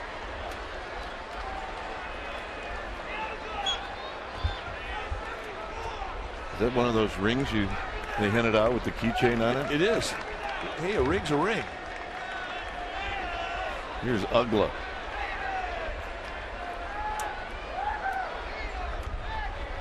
Ugla takes a strike, and it's 0-1.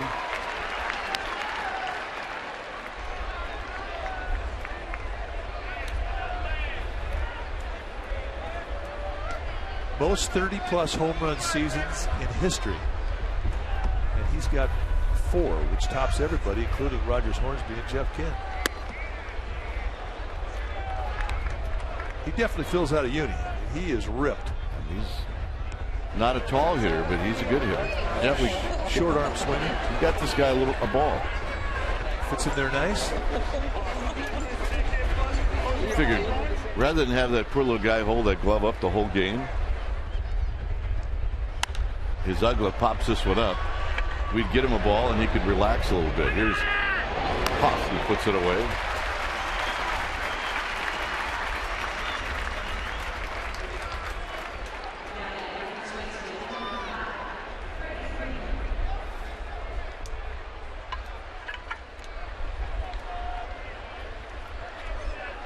Dan Toma, who works up in the booth with us, brought that ball down.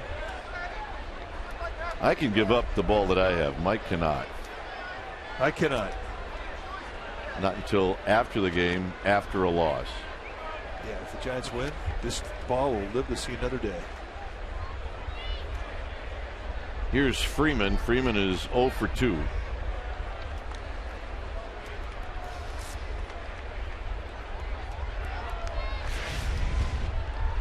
Dan. Nice job, Dan. Oh, man.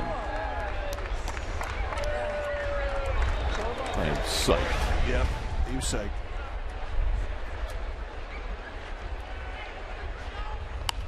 Good swing by Freeman as he fouls it back. You can see why everybody in the Braves organization likes this kid. He's big. He's 6'5".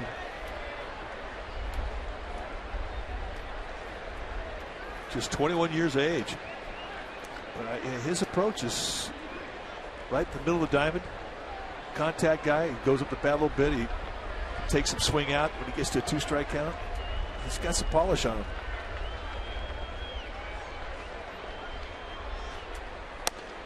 Very high. It's 1 ball and 1 strike. Shane Victorino in San Diego has just hit an inside the park home run. It's 3-0 Phillies over the Padres. As Mike said, that's a Roy Halladay start. Phillies have won like 11 in a row in that park. Yeah, they have some severe ownage on the Padres in San Diego. 1 ball and 1 strike. Swing and a miss. High fastball. 1-2. Climbing the ladder on Freddie Freeman. They really got to go out of the strike zone chasing high. 93-mile-an-hour fastball with a rise to it. Guillermo Mota has just one of those great arms. Came into this league throwing hard, and he's throwing hard still after 17 years. Buster Posey will go over, so will Sandoval, and it's the Panda who puts it away. It's a little bit like that playoff game where they both collided.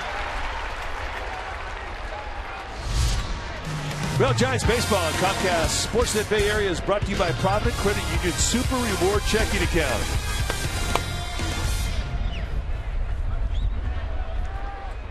Here's David Ross.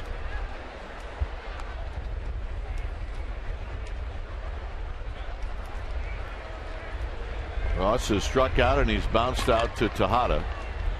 Chipper Jones led this inning off with a walk, and the napkin is bothering David Ross. So now it's just going to hang there and bother him some more. He'd have had no chance at Candlestick. Look at it's laughing at him right now. Yeah. Now the wind will blow back the other way, and that's what it would do at Candlestick. There's a strike and it's 0-1. But here you get shopping bags blown across the field. At Candlestick, what'd you get, Kite? Well, there was something in the bag. Look at turkey. A turkey, 2 cantaloupes, and a can of pork and beans. Thanksgiving dinner just blew right past you. But we love that old place. It's a great place to pitch.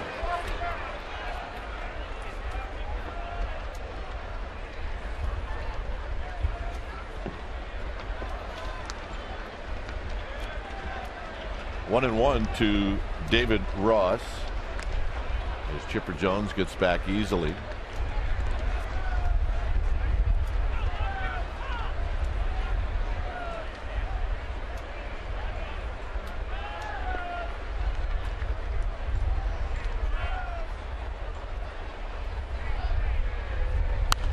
Out of play, 1-2.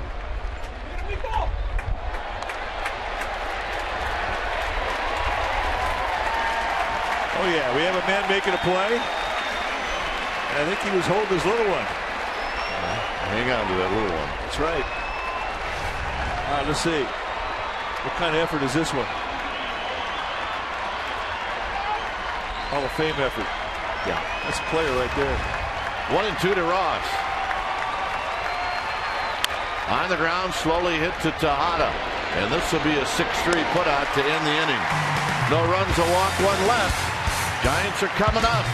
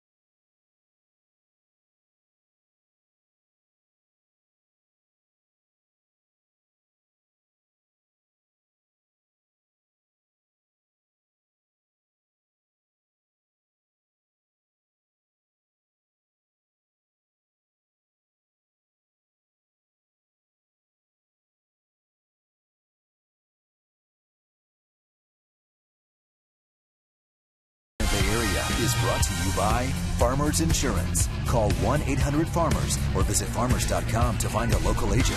We Are Insurance. We Are Farmers by Xfinity. TV, phone, and internet. Reinvented. And by Jack in the Box. Right now, get the All-American Jack Combo with fries and a drink for only $4.99 plus tax. Here at AT&T Park, a sellout crowd on Easter Sunday. It is a 2-2 ball game. Yeah, they've been floating around the Bay all afternoon. I'm telling you, we're going to take that to San Diego someday. Here's Rowan. At least to Santa Cruz. Rowan is flied out twice. Swing and a miss. No balls and one strike. Got to the ballpark at 10 o'clock today, walking the Giants clubhouse, standing there having a cup of coffee, and here comes Rowan up the steps from the batting cage, soaking wet. Yeah.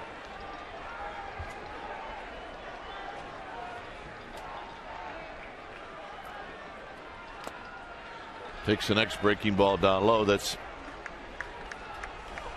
89 pitches for Beachy. The bullpen is now working for the Atlanta Braves, a lefty and a righty.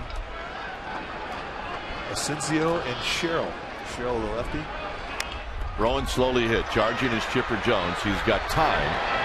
And Rowan retired.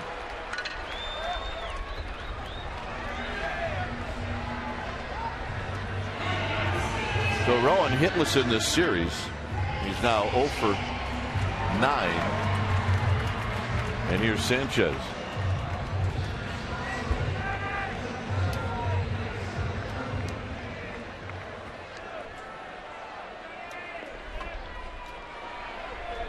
Sanchez is lined out and he's popped out. See, you and I would want to take a ride in that. We've got friends that the only way they would do that is if they could be the driver. Yeah.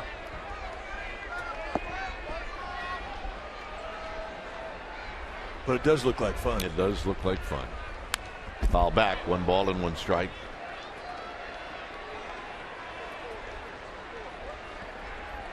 Friends like JT Snow. JT Snow's a speed guy. He likes fast. FP Santangelo has a philosophy when he drives a car. He drives to win.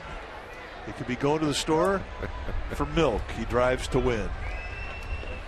So he would like that boat. 1 ball and 1 strike. In tight to Sanchez. 2-1. Boat to win.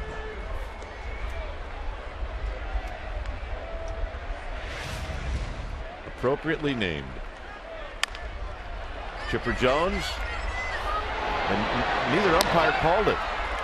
And finally, Jim Joyce called it. Yeah, make that guy run it out.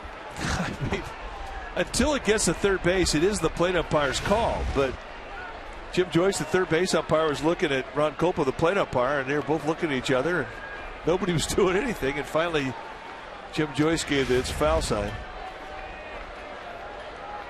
Meanwhile, Freddie Sanchez was 4-2 going down the line. That's right.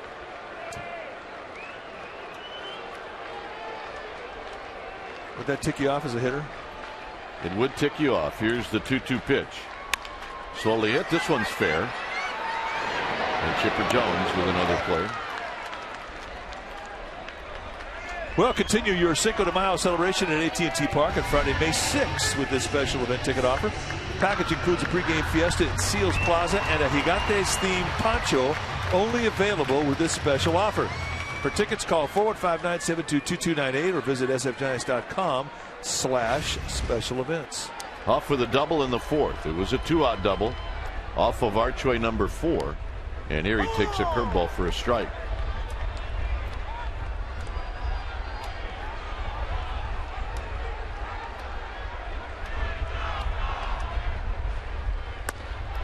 Back with a 93-mile-an-hour fastball and a quick 0-2.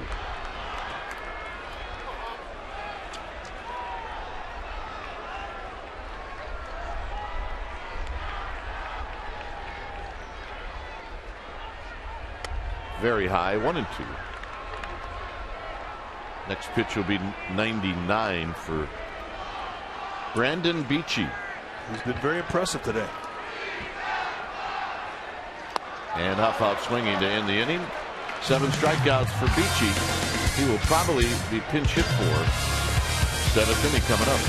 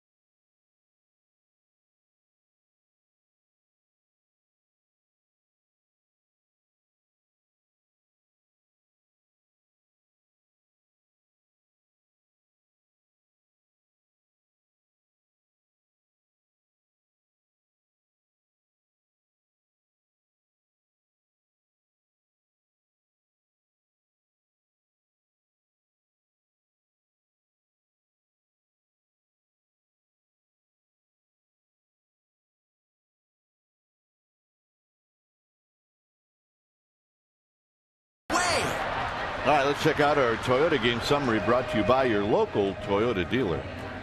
Beachy and Sanchez, those were your starters. It's a 2-2 ball game. Beachy was red hot. He retired the first 11 batters. Chipper Jones had a good day. Buster Posey tied the game up with a 2-run home run. Sanchez, due to a high pitch count, goes 5. And that's our Toyota game summary with Jeremy Affeldt now on the hill. There are his numbers. 12th time he's come into a game this year. 1-0 with a 2.16 ERA. Fastball with big sink, curveball, and a changeup pitcher.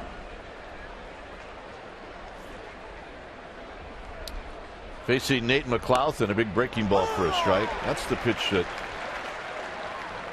for a couple of years was automatic to a left-handed hitter on the first pitch. Automatic. Yeah, it's a big curveball, and if you're hitting off from the left side, it'll lock you up. But curveballs are temperamental. That's why changeups are better pitches. You're going to get a changeup every day. Whatever fastball you bring in, you can take speed off it if you have a changeup. And in those days when you don't have a curveball, you got something to get somebody out with by just changing speeds.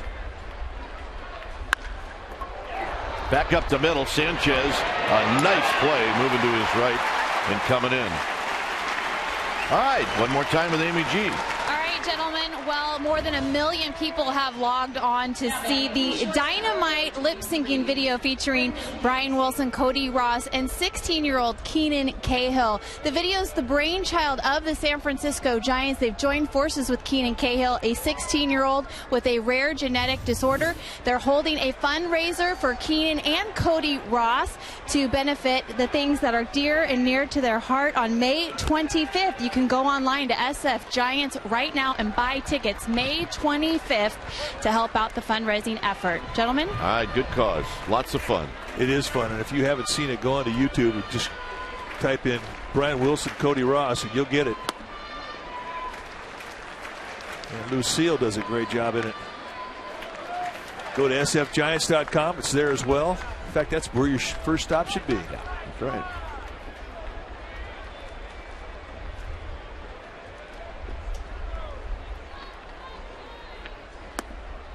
Three straight pitches out of the strike zone, 3-0.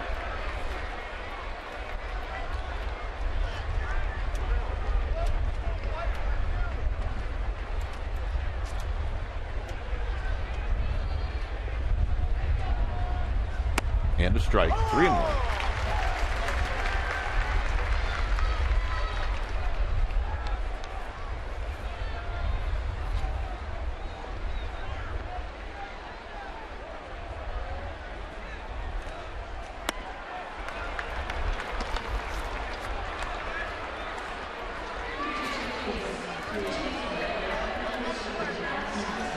So Hicks draws a walk.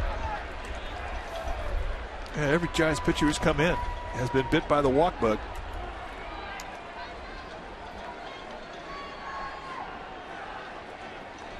Here's Gonzalez pinch hitting.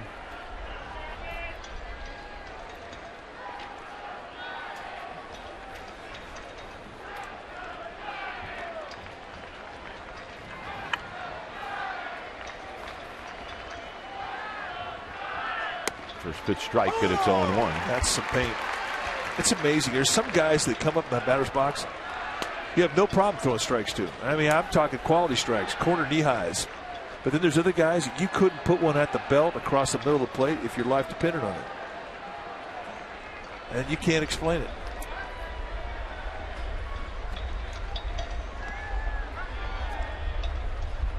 Good breaking ball, 0-2.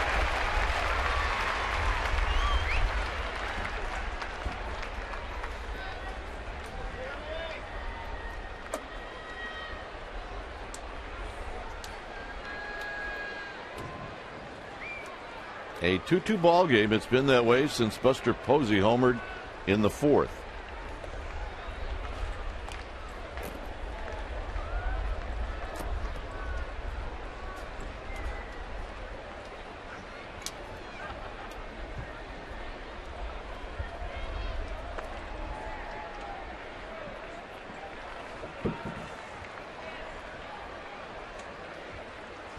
Too close to take, at least in the eyes of Gonzalez. They're going to say it hit the ground. Posey going to hit the ground. And Bruce Bochy's coming out. Now Posey showing the ball. I think they're saying that Gonzalez got a piece of it and then it hit the ground. And probably did. And I think it did hit the ground. Looked like a short hop to me.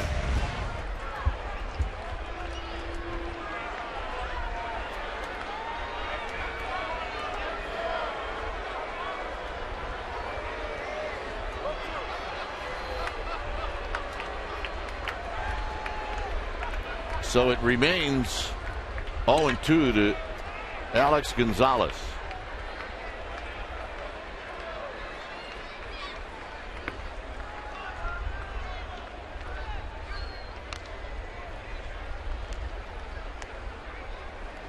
Martin Prado in the top of the order is on deck.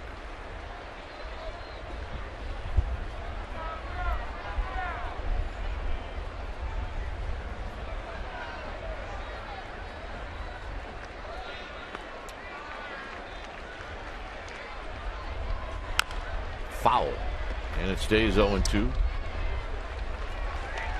It's been Sanchez, Mota, and now FL. There's 2 changeups he's throwing in this at bat. He didn't throw a pitch a lot. He's got to feel all 3 of his pitches today, and they're all good.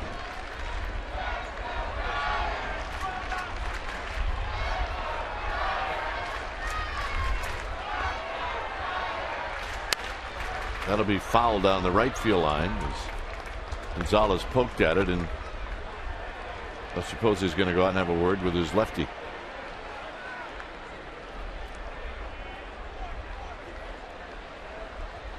Now, one of the conversations you might be having is that tell him what is working.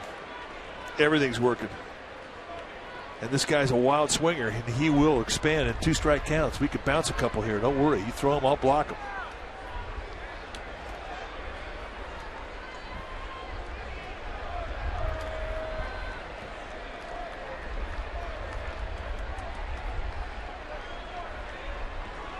Got him. And that's exactly what they did. And on cue, Gonzalez to the scout report swings right through that good breaking ball down and in the dirt. And that's good use of an 0-2 count. That's how you take advantage of it. Gonzalez overmatched. Here's Prado, who's 1 for 3 lifetime with a walk against Affelt. I'm surprised that they haven't sent Hicks.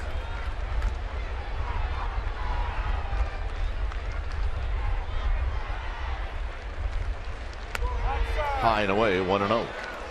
I mean, this is definitely a scenario where you would steal him, especially with a leadoff hitter hitting here with 2 outs. If he's thrown out, big deal. You lead the 8th inning off with your leadoff hitter.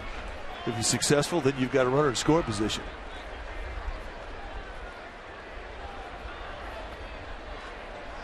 There's a check on Hicks.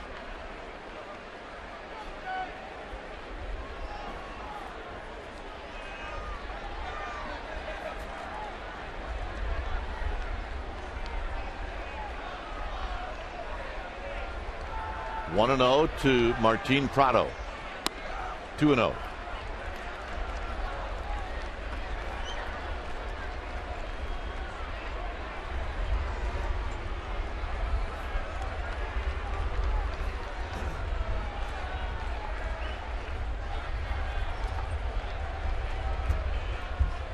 Three and 0.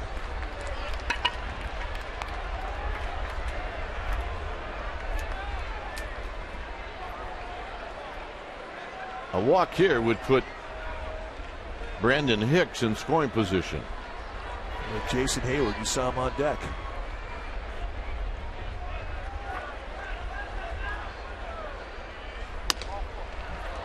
And that's exactly what is happening here in the 7th inning.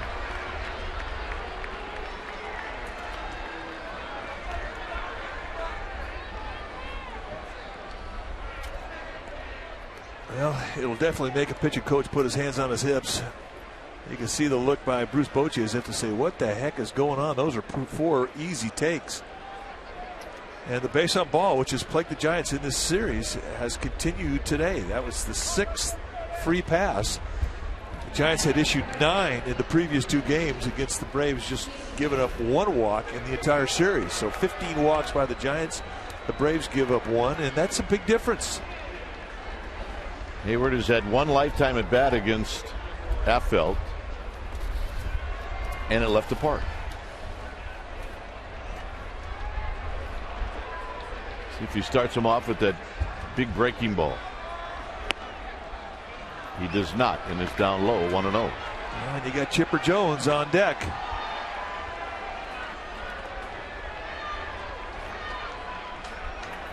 Hicks is at second. Prado is at first. 1 ball and 1 strike. Good life on that fastball. I think ideally he'd like to save that breaking ball until he gets to a 2-strike count. Probably right.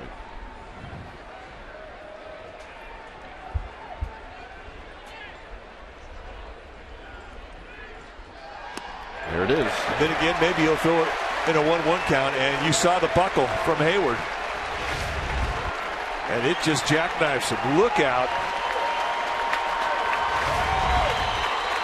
Now he definitely established the curveball in 1 pitch.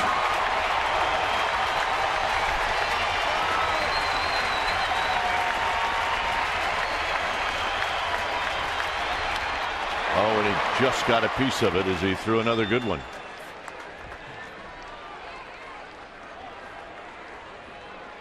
We saw him a couple years ago throw like 6 in a row, and they punched out Adrian Gonzalez and Giles. Brian Giles. Yeah. Both left-handed hitters, and there wasn't 1 swing between the 2 of them. As good a curveballs as we'd ever seen. He's back with a fastball. 95'd him on his hands. Yeah, he humped up on that one. And this hit Hayward in the foot, and he's got it barking.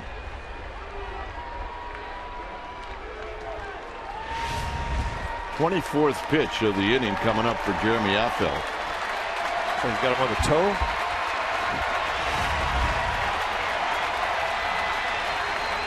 Hicks and Prado aboard.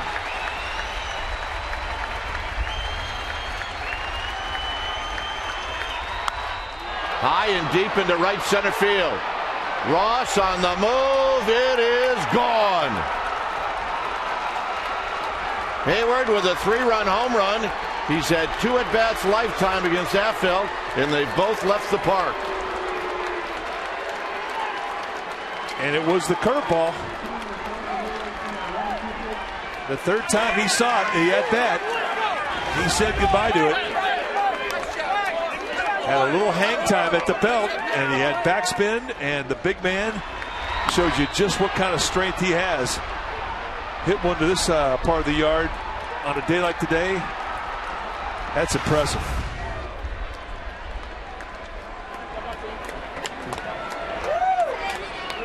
And just like that, the Giants are down by 3. Yeah, that's and at that where your teammates kind of look at you in awe. A 2-strike, hanging breaking ball, and Hayward says, "See ya." Home run number 5 of the year.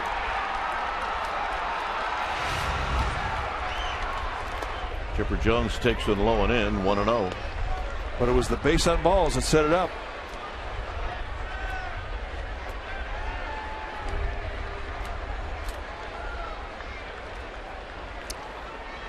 (5-2) Atlanta.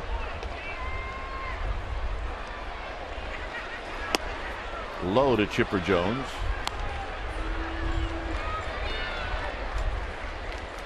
The walk to Brandon Hicks, who didn't have a hit this year, really hurt.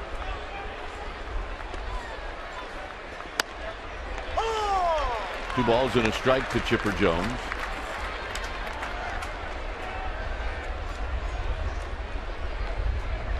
And they always say walks will haunt, and in this inning that was certainly the case.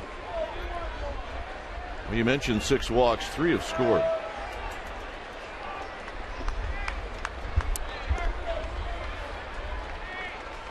On the ground to Tejada. Big hop to Tejada. And that'll end the inning. All right, Giants have some work to do. 9 more outs in this game. It's 5-2 Atlanta.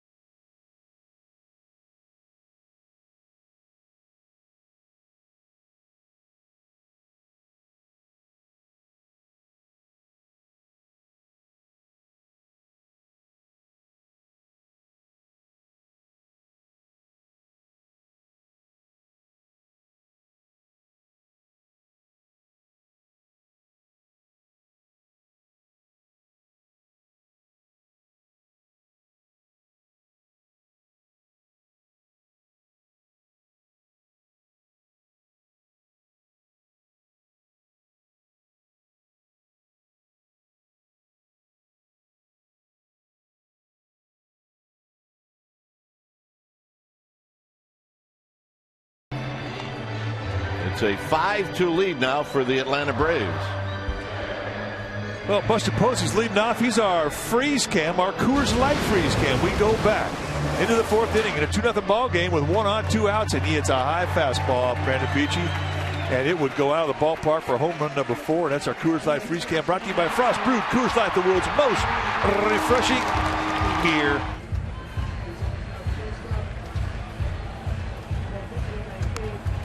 Two guys that have hit home runs today, 1 and 2 in the Rookie of the Year balloting. How about that? Well, both guys are going to be playing against each other for a long time.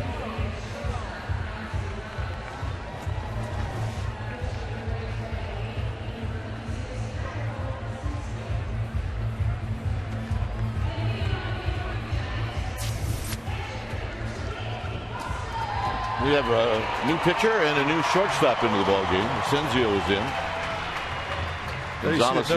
Gonzalez is now at short. Sorry, Smooth. That's all right. Going to talk about, there you see Gonzalez, Asensio.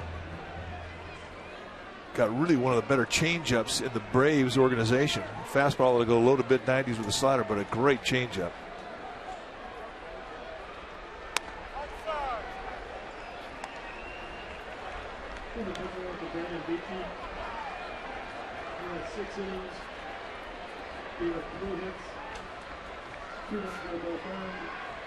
Posey out to center field. McLeod will put it away. Backpedaling on the warning track. 1 out.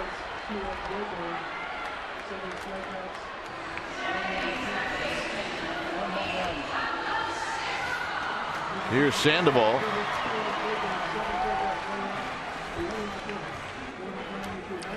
Sandoval has flied out and he struck out all against Beachy.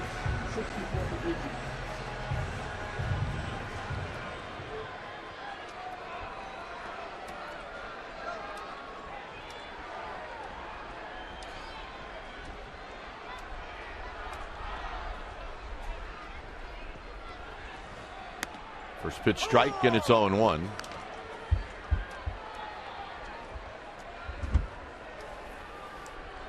Five runs on 3 hits. That's right. Sounds a little weird, but that's the way it is.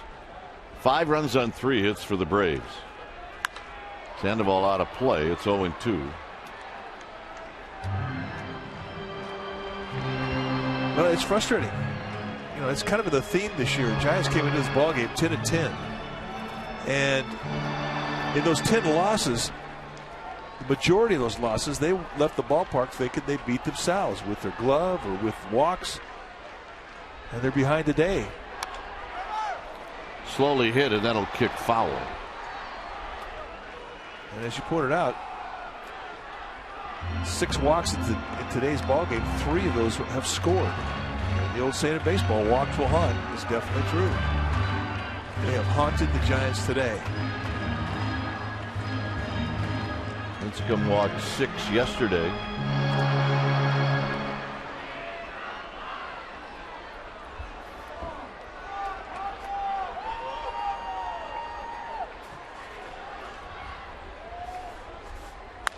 Sandoval on the ground into right field, a base hit.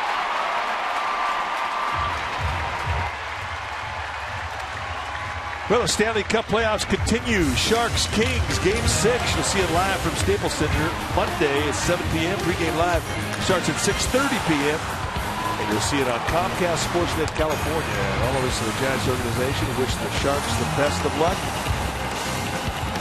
as they try to clinch that playoff. They can do it as they lead the series 3-2. Here's Burrow.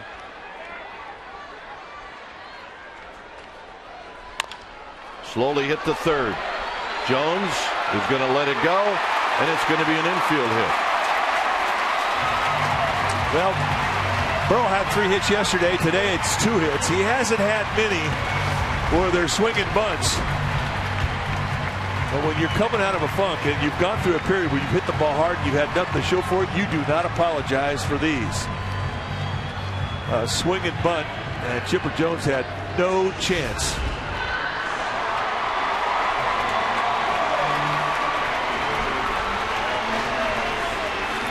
Here's Cody Ross. Ross has popped out and he has struck out.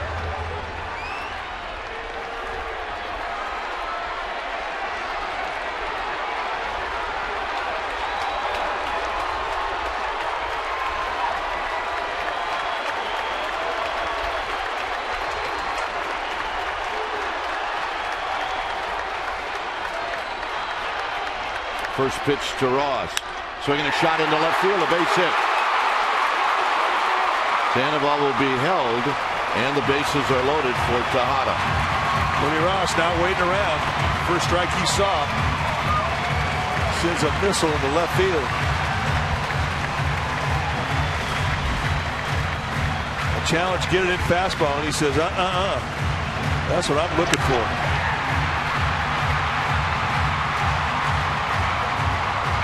Now, if it's a tie game, they probably challenge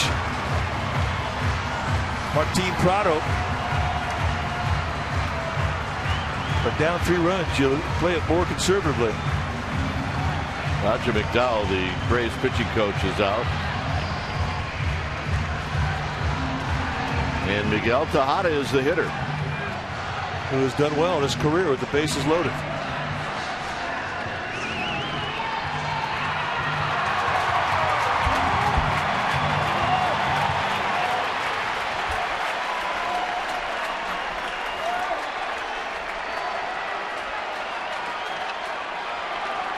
Here's Tejada.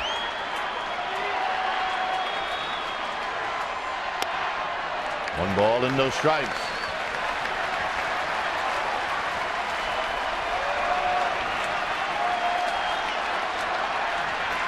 Sherholtz to follow.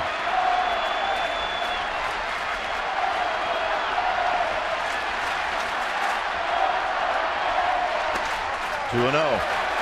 2 times he's gone to the outside corner with that slider. 2 times he's missed. And he has to come in the strike zone now, the 2-0.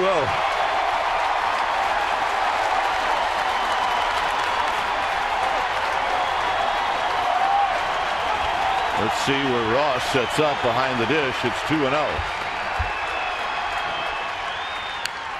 Foul. 2 balls and 1 strike.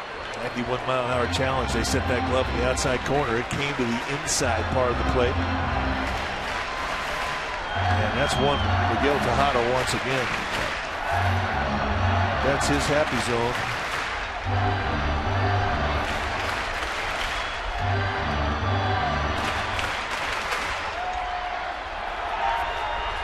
Two and 1 to Tejada.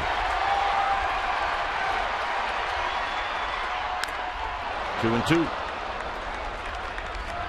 Braves pitch the gap in right center. They got McLeod, the center fielder, about 8 steps towards that gap in right center. So it's a pitch him away, play him away defense.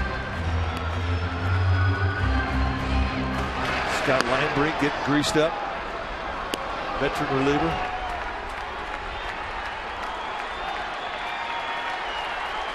Two and 2 to Tejada.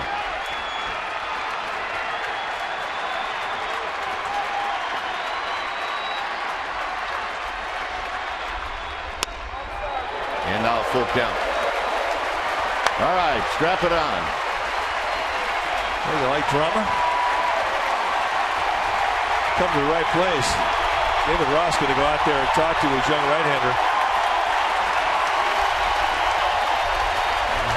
Maybe remind him that this is strike throwing time.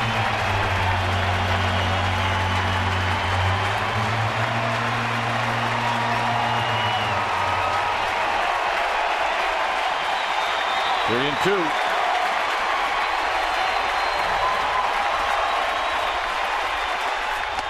He walked him. And that was an easy take. First walk given by the Atlanta Braves, just the second in the series. And this one hurt him.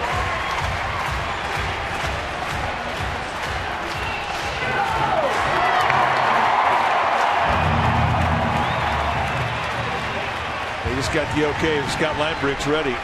So Freddie Gonzalez, the skipper of the Braves, has that option. Here's Sherholtz, a good pinch hitter. On the ground, foul.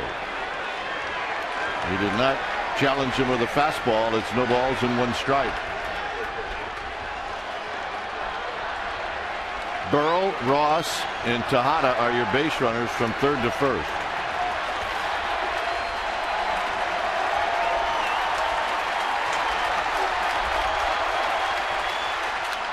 On the ground, this is a fair ball. Burrow scores. It's now 5-4.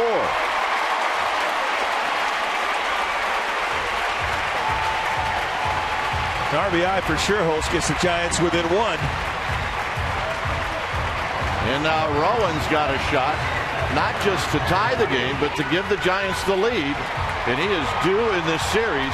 He is 0 for 9 in the series. That's due.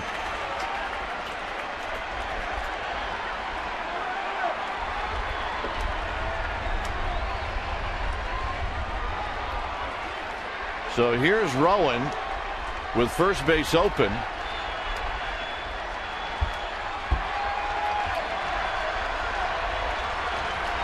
Asensio looking in to David Ross. 1-0.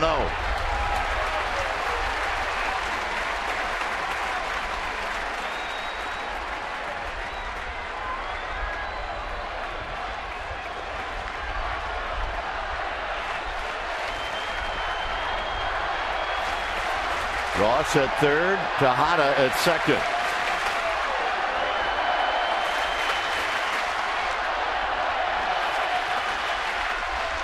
And a breaking ball for a strike. It's 1 ball and 1 strike. Big flop curveball that we didn't know he had.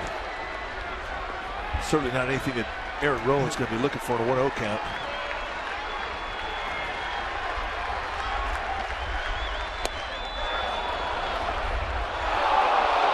One and 2. Jim Wolf, first base umpire, said yes, he went.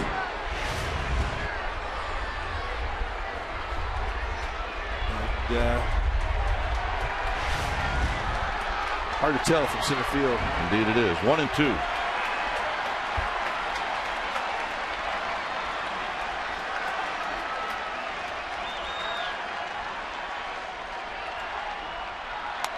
Foul back. Boy, he ran that right in on the hands of Aaron Rowan, and Rowan got enough to foul it out of play.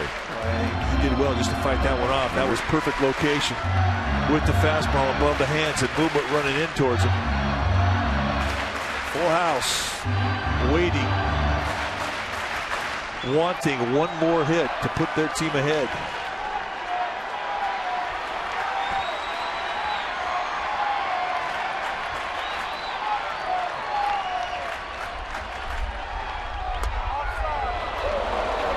Two and 2. 95 off the plate, about 8 inches. Rowan spit on it.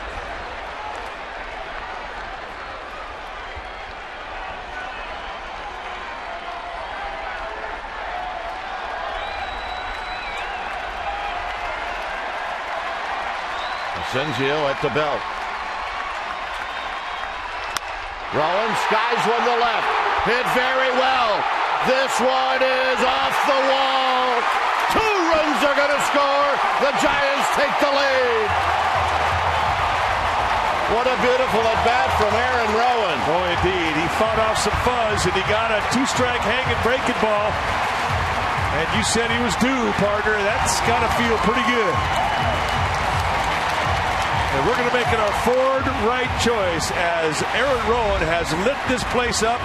And look at, that's what you do when you get a mistake to location, you jump on it. And for the first time, the Giants take the lead.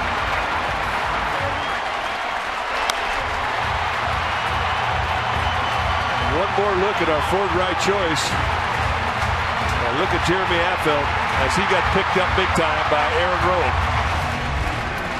When it's time for a change, think Speedy Oil Change and Tune-Up. Your oil change tune-up and smog experts. Giants have the lead, and we'll be back.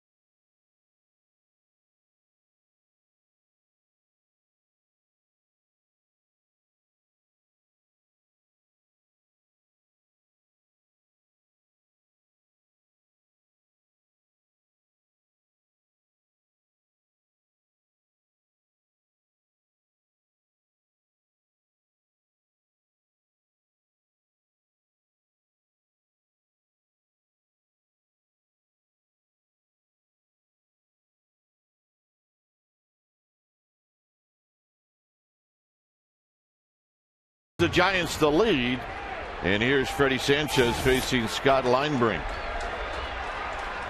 The numbers for Linebrink in 11 games, 11 strikeouts against 3 walks in 8 innings. And he's been throwing the ball great. Fastball will go low to mid 90s with a hard slider. Curveball and a changeup. That slider's been money. Freddie Sanchez 0 for 5 lifetime against Linebrink. And there was the slider we're talking about. It's got downward snap to it. Former Giant. Second round pick. They traded off to Houston. Really had a nice career in San Diego. Went to the White Sox. Now here's with Atlanta. He's one of those go until you blow guys. Get it fixed and go again. And he comes at you.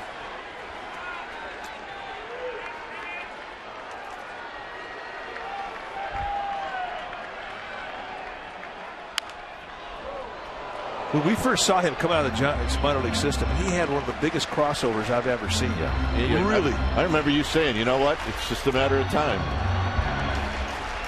And he got to, and he blew out. I mean, he almost would step towards the on-deck circle on the third base side, and he really threw across his body.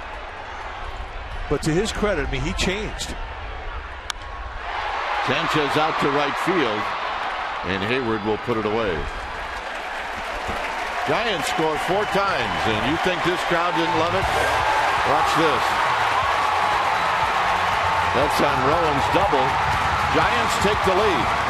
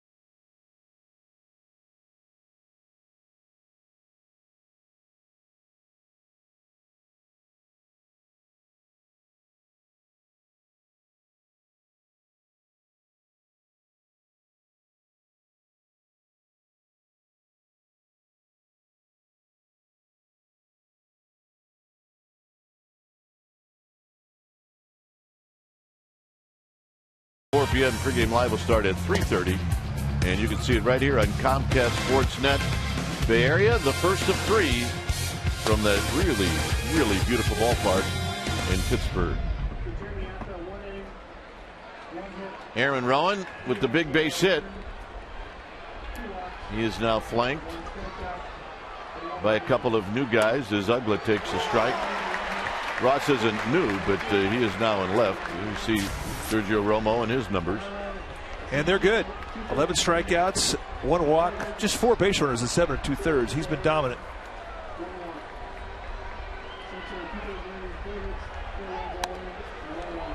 Left field is Cody Ross. And after his pinch hit appearance, Nate Schultz in right field. So that is as good a defensive outfield as you're going to get.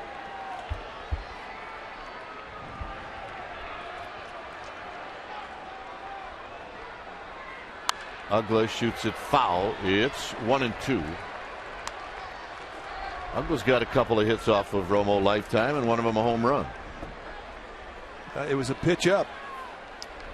And he kind of likes him there. He is a good high ball hitter.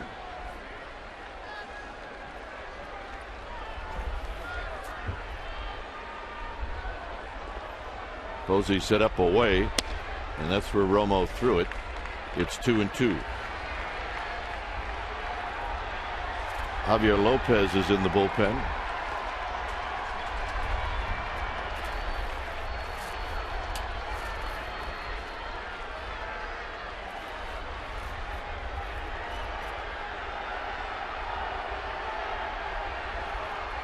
Look out. High and deep to left field, and this game is tied. You can see it. It stayed up, and it went out, and it's 6-6.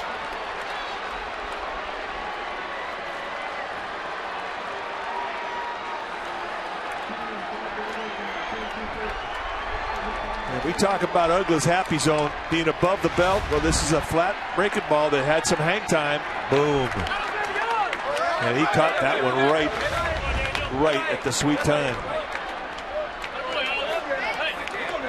So that's going to be it as Lopez comes in. When it's time for a change, think Speedy. Oil change and tune-up. Your oil change, tune-up, and smog experts. We'll be back.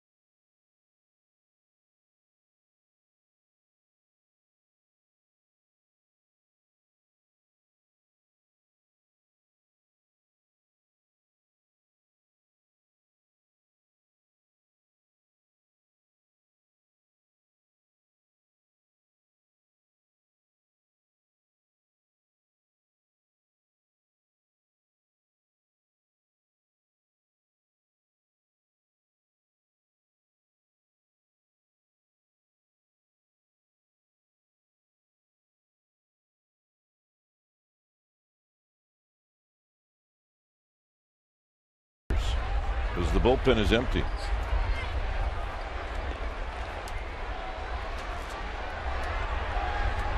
The numbers are good, and he's been throwing the ball very well.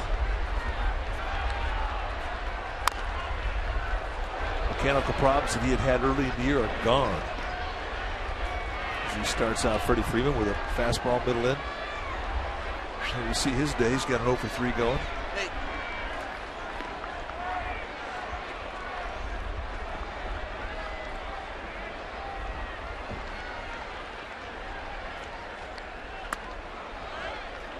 In tight, 1 ball and 1 strike.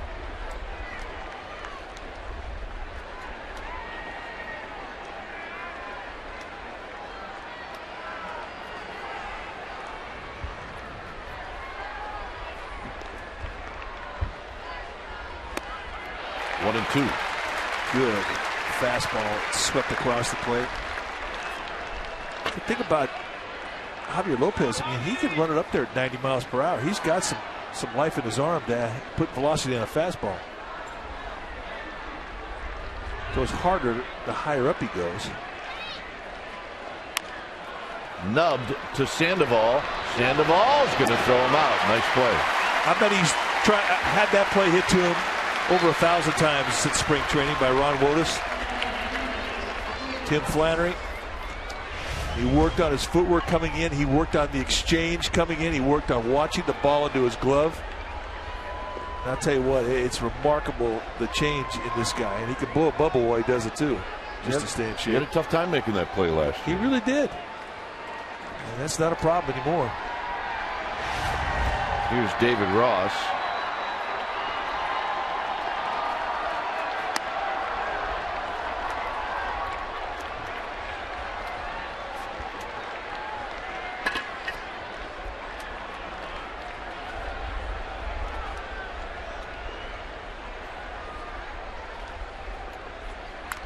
Foul back to even the count at a ball and a strike. And if you're thinking about it and wondering if David Ross has pop in his bat, yes, he does. He definitely does.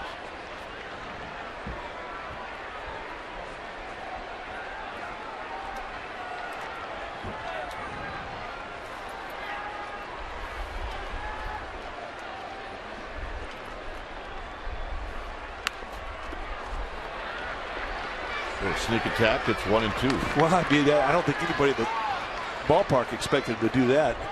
Certainly not Pablo Sandoval. He was playing almost at the cut of the grass deep at third, which is what Ross saw.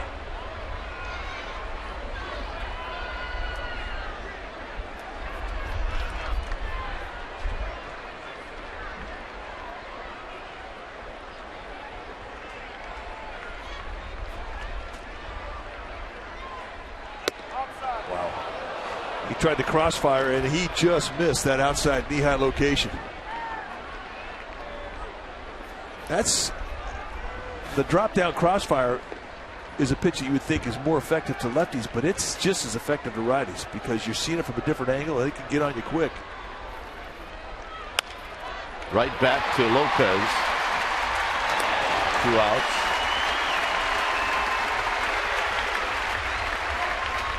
And that'll bring up the left-handed hitting Nate McLeod.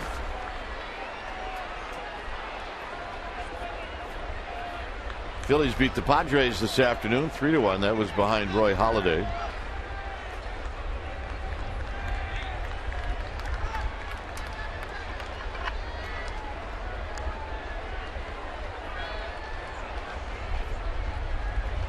McLeod is 0 for 3.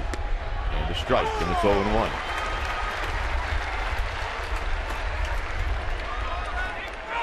Looks Conrad is on deck.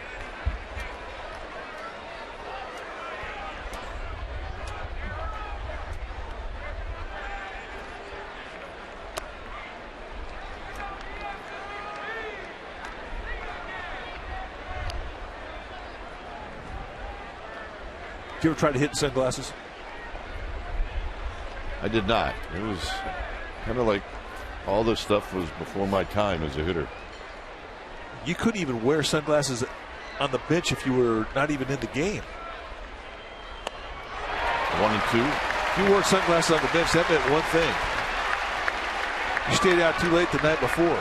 I remember one time we went to, I was with the Giants, we took a trip Phoenix to Tucson, and Frank Robinson gave me the keys to his car. He said, go to the mall, get some sunglasses. Let's see how they work.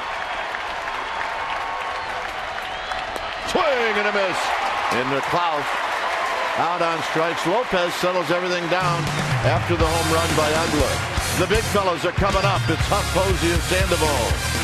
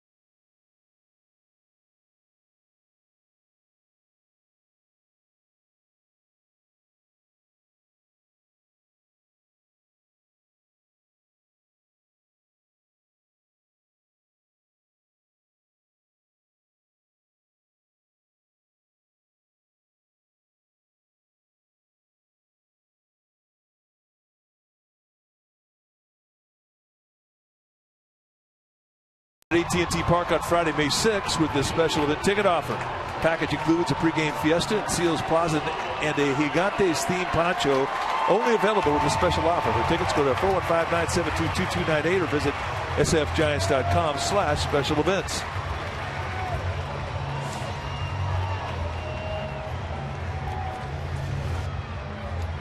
The new pitcher is Eric O'Flaherty. O'Flaherty in his 4th year. There you see his body of work this year. He's a sinker slider guy from the left side. Does not throw many home runs. But Huff does have one lifetime. McCann is now back behind the dish. That's a double switch. McCann will lead off the 9th inning. Foul back as Huff had a good rip. It's 0-2.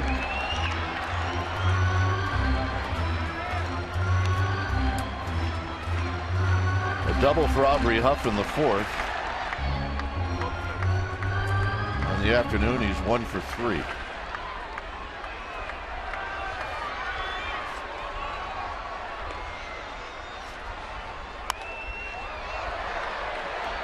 Past the on-deck circle and out of play. Ryan Wilson starting to get greased up.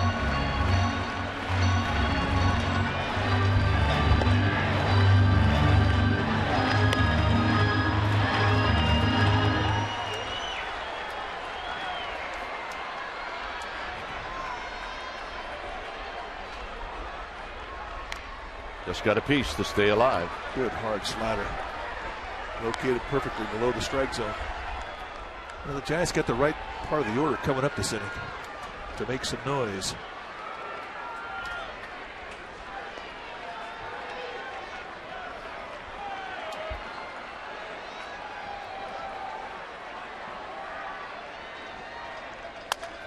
Huff breaks his bat, but he will see another pitch.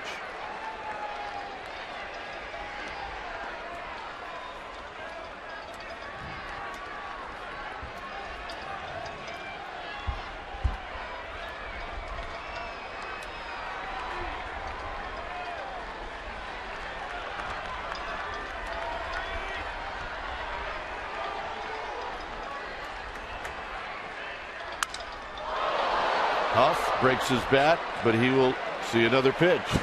This is getting to be an expensive at bat. But that's what the movement on the fastball from O'Flaherty can do. It runs in on the hands of a lefty. Little Eliotto brought out 2 bats that time. Put it in your pocket.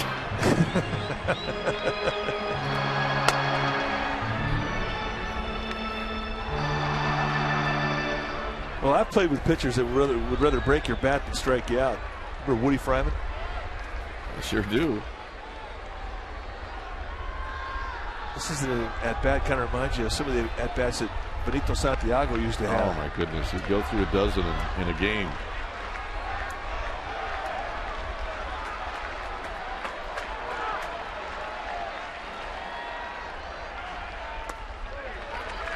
One and 2. Just a bit outside.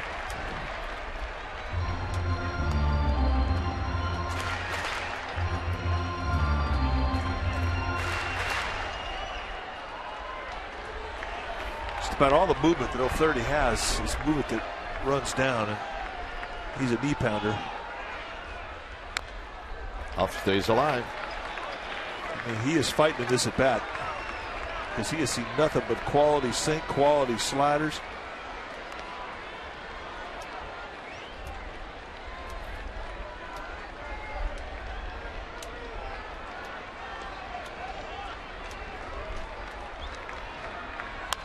On the ground to second.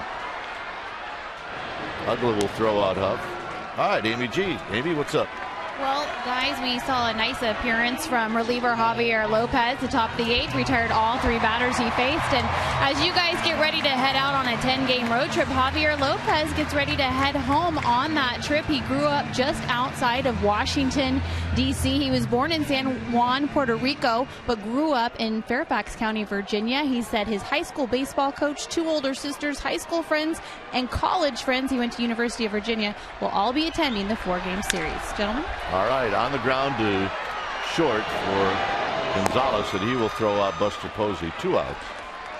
That's what you're going to see from O'Flaherty. You're going to see ground balls. He's unique.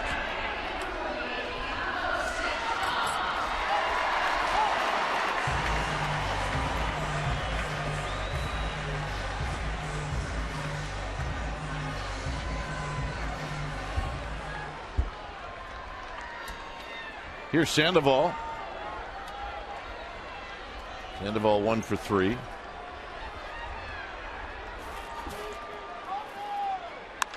Base hit.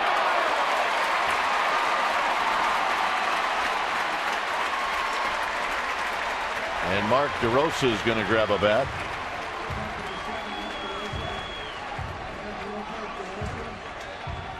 DeRosa hitting for Javier Lopez. Stay hot, Panda. Another 2-hit day for Pablo Sandoval.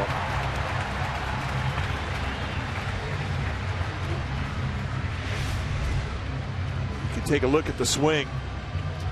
Just a real short little hitch and a direct route. And he really has taken a lot of swing out. Last year he was barring a lot with his left arm. Not anymore.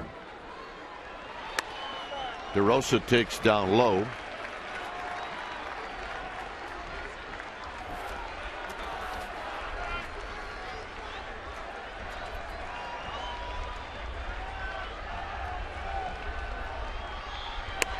And a strike. That evens the count at a ball and a strike. So DeRosa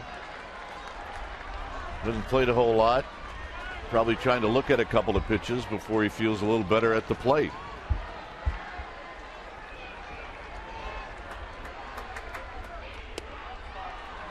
And now he's seen 3 pitches.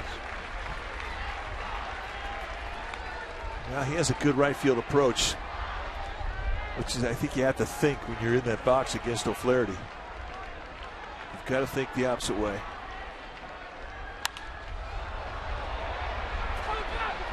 Freeman over by the dugout, and he can't quite reach in. And new life for DeRosa. It's 2-2. I thought that ball might stay in, but it did not.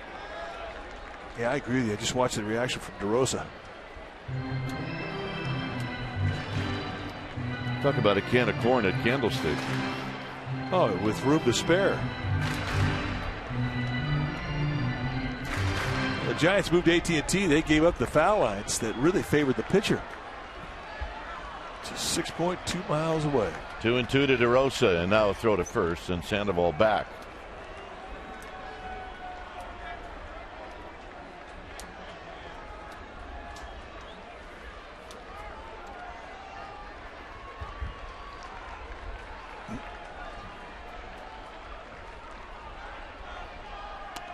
Away from the target. It's 3-2. That's a big pitch. It's a big pitch that's going to allow Sandoval to get going. A gapper now, and you have a chance to score that runner. And when DeRosa's right, you'll see a lot of gap to gap.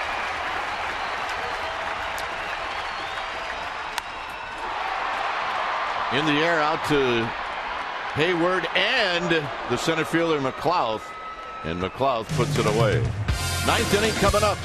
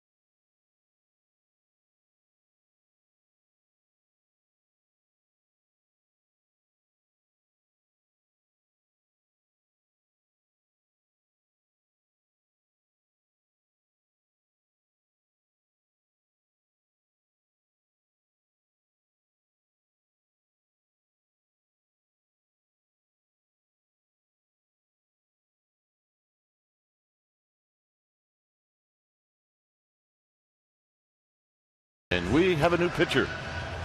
Brian Wilson coming into a tie. This is not a save situation, obviously. 8th time that he's come in. Lefty's hitting $167 off him, and he's going to face Brian McCann right out of bed.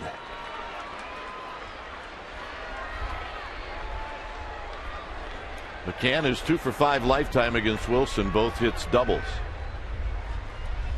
He doesn't waste any time, and it's no balls and 1 strike. 95-mile-an-hour fastball right across the letters for a first pitch strike.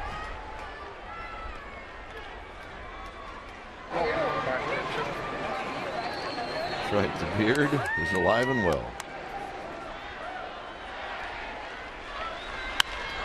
Into left field. Cody Ross has got a beat on it.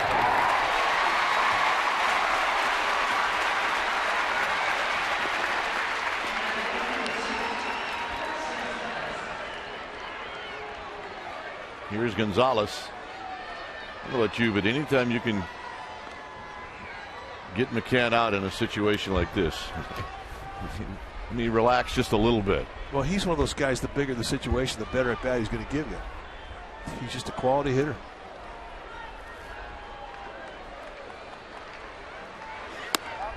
Gonzalez takes wide. Gonzalez came in the 7th inning as a pinch hitter, and Affelt struck him out.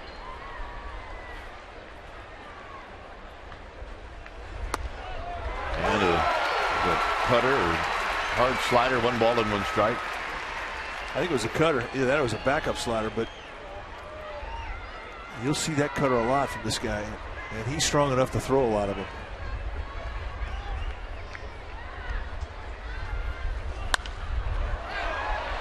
Aubrey Huff over by unfriendly territory, and it's out of play. Over there in the unfriendly area where you don't get a lot of help.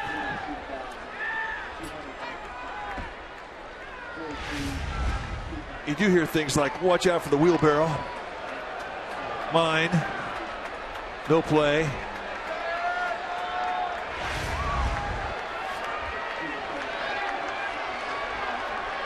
One and 2.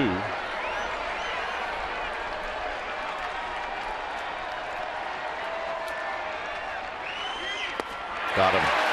And that's nasty. A hard slider. And Gonzalez strikes out for the 2nd time. And pretty much the same type of pitch. Going out of the strike zone. See you later.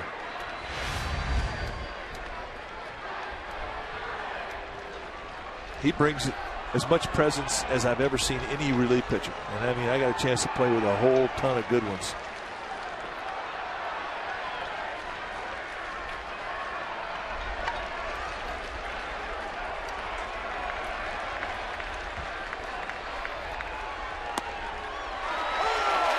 Him on the inside corner, 0-1. You cannot get into that batter's box without being aware of this guy. It's impossible.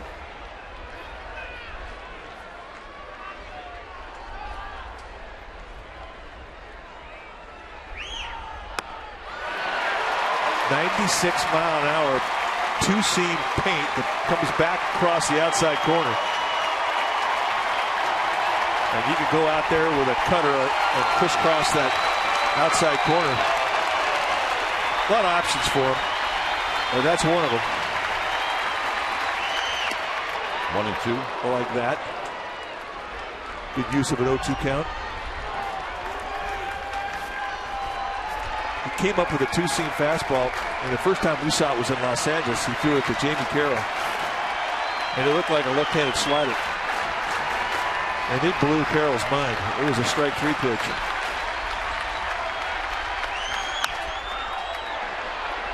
Aubrey Huff, unfriendly territory. Side retired. Bottom of the 9th coming up. A run sends everybody home.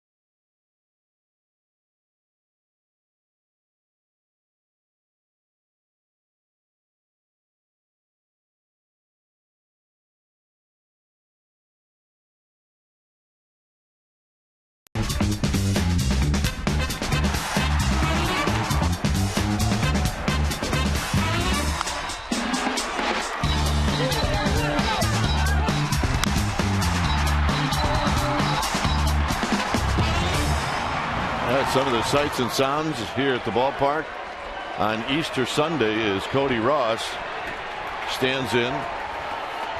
O'Flaherty still on the hill. It's a tie ball game. Foul back is Cody Ross swinging at that first fastball, and it's 0-1. Ross singled in the 7th inning. It's the inning where the Giants took the lead. They only had 3 hits going into the 7th. In the 7th, they came up with 4 hits.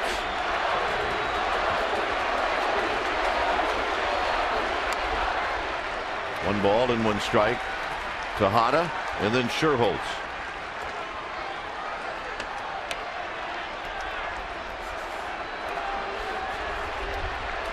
Hanging from the rafters this afternoon. And this pop-up is straight back and out of play. 9th sellout in 9 games. And the crowds have been fantastic.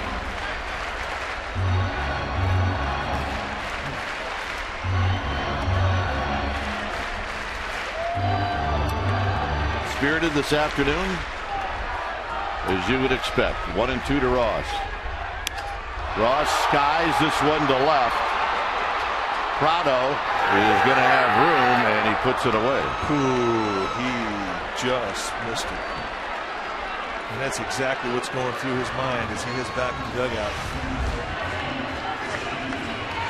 Pitch was middle in, up. He gets a backspin on it.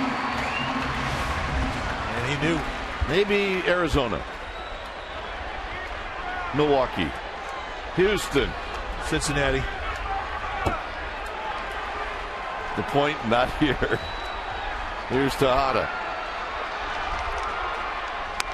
Outside to Tejada. Tejada drew a big walk in the 7th. He drew it with the bases loaded.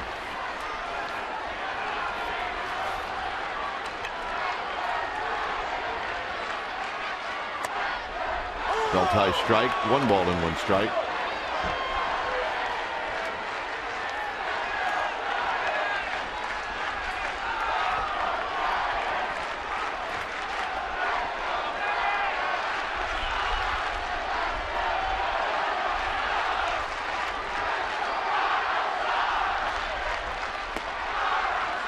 Tejada trying to reach for Nate Sherholtz.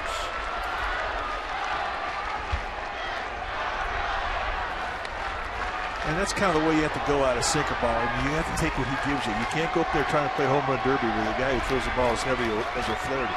If he gives up a home run, great. It's a mistake. But you have to try and take what he gives you. Up the middle. It'll be Gonzalez now behind the bag. 2 outs.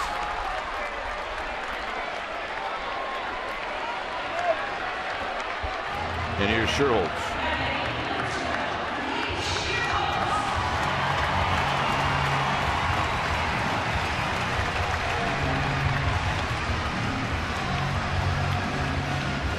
Sherholtz with a ground ball to first to knock in a run in his only other at bat, and that came in the 7th.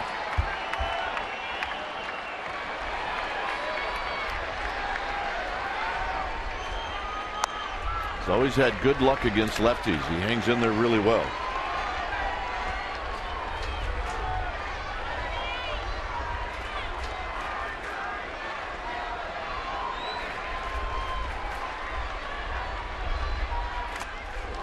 Off his fist. 1 ball and 1 strike. Wow, and that was almost literally off his fist.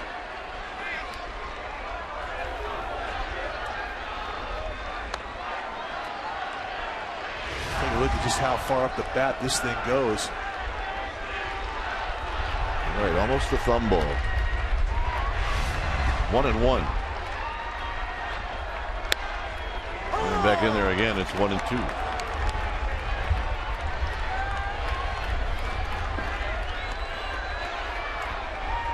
Safe to say he's got the longest home run this year? Yeah, maybe in all of baseball.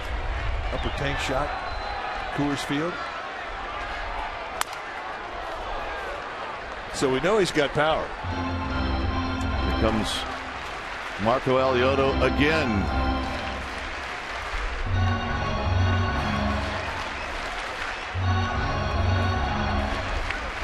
He's got that path down, doesn't he? Yeah, he does. Real bad boy. That may not be Marco. That might be his brother. 1 ball and 2 strikes. Sherholtz breaks his bat on the ground to Freeman. Juggles, flips, and that'll end the inning. Hey, Easter Sunday, extra innings. 6-6.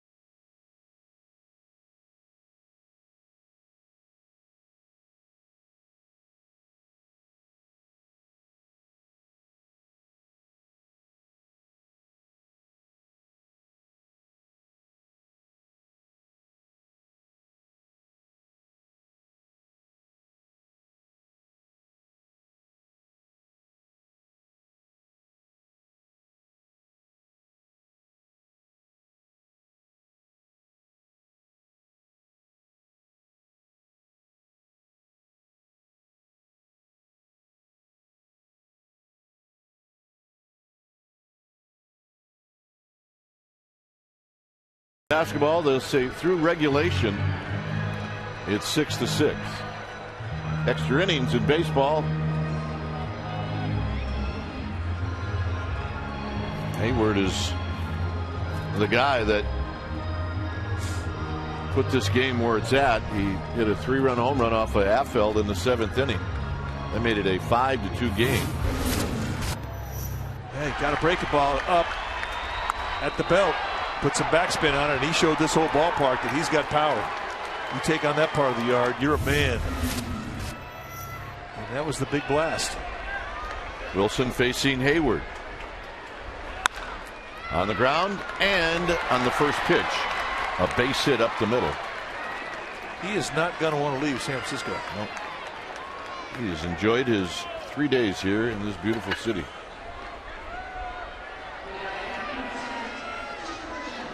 Came in here, hit 188. And with that base hit, he's now hitting 250.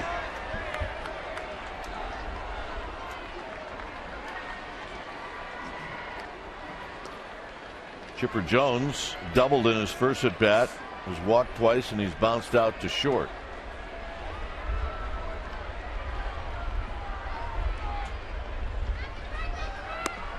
And he looks at a strike.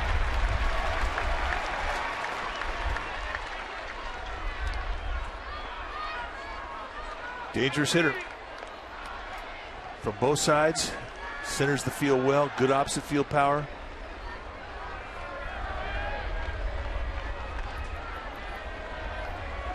Posey setting up in.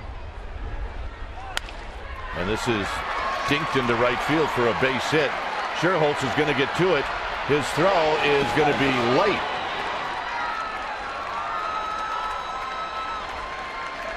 And the Braves are in business here in the 10th. And they got a guy coming up who's probably had the best success against Brian Wilson in the league. Fastball up. They tried to get in on him, and he finds a hole on the right side. And Bruce Bochy is going to come out and talk things over with Brian Wilson. As you see Hayward, no hesitation whatsoever. And the conversation here probably is about that success that Uggla has had against Brian Wilson. Well, you see it on the graphic, 5 for 8 with a home run. Hit a home run to tie the game off of Romo in the 8th inning. A hanger banger, and he lost it quickly. Home run number 5 for him on the year. Well, we've seen Wilson get out of these messes before. Ugla waiting on Wilson. Outside and high, 1 ball and no strikes.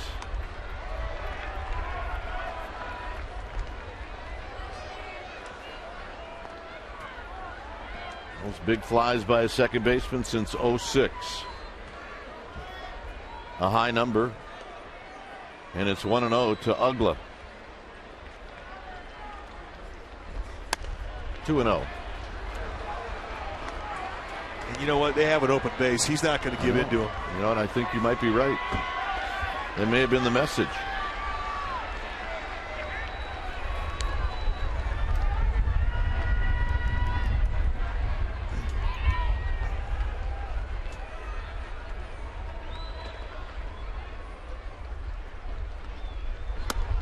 Not close. 3-0.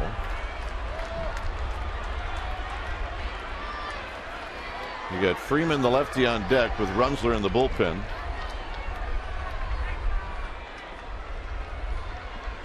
You got the pitcher spot, and then McLeod. And the walk. So I believe that was by design. Just because of the history.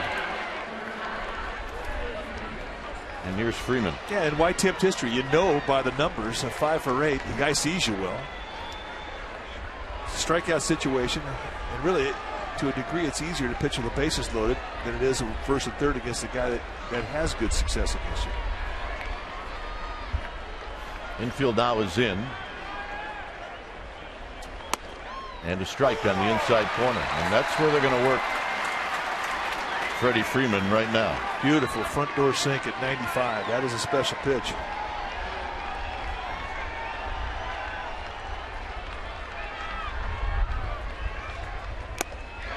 Came back with 93-mile-an-hour cut. 2 high-velocity pitches, one going one way, one going the other. And there's no question what he's pitching for. He's pitching for the punch-out. Got it. Elevator out of the strike zone, and he got the rook to chase. So that's one they needed. And they just elevate. And at that velocity, you got to pull the trigger early. And Freeman, a 3-pitch see ya. Grab some pine. Hinsky's going to pinch hit.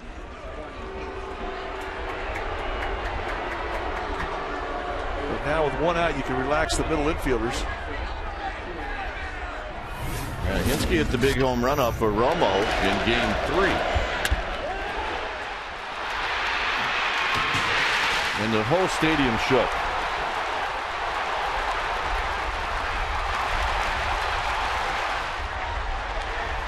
Now he's at the plate with the bases loaded against Wilson.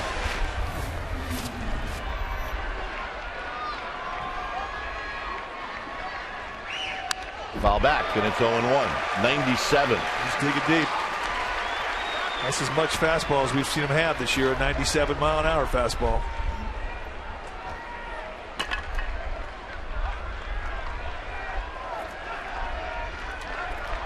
Hinsky, a short arm swinger, a tough guy to jam. Strong.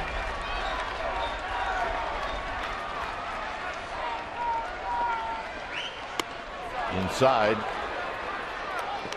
1 ball and 1 strike. Changed his grip through 2 seam at 96.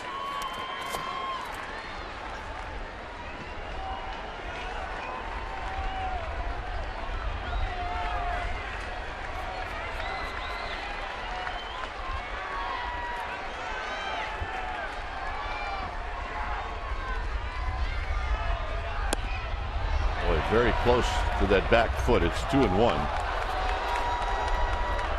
Boy, you're not lying. That's close indeed. It almost hits him on the leg. Wow.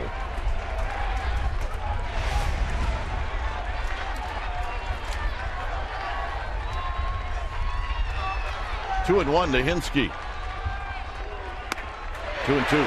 Backdoor cut, and I mean a perfect pitch. And Hinske steps out of the box. He's going to think about that for a little bit. You get a backdoor cut at 91, that'll put evil thoughts in the hitter's head.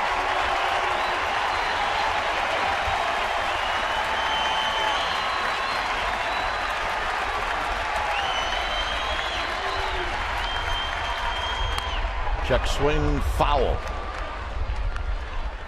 Boy, they catch a break there.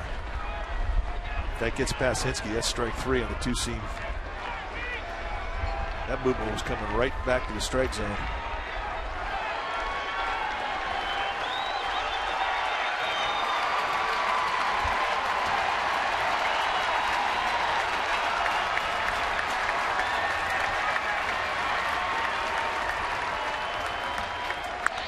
Foul. And as that time Hinske dug it out, and it remains 2-2.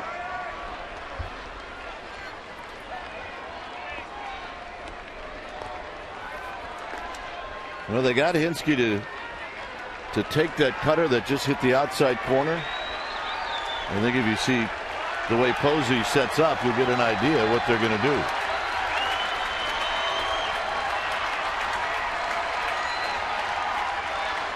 Out of play. And it was not a cutter, it was a fastball.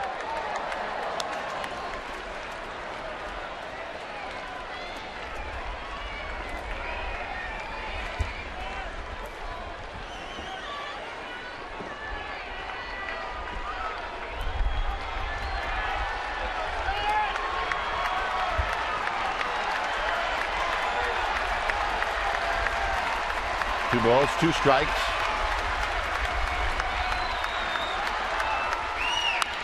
Pulls it on the ground. Huff's going to come home, and they got him! What a play by Aubrey Huff. Wow.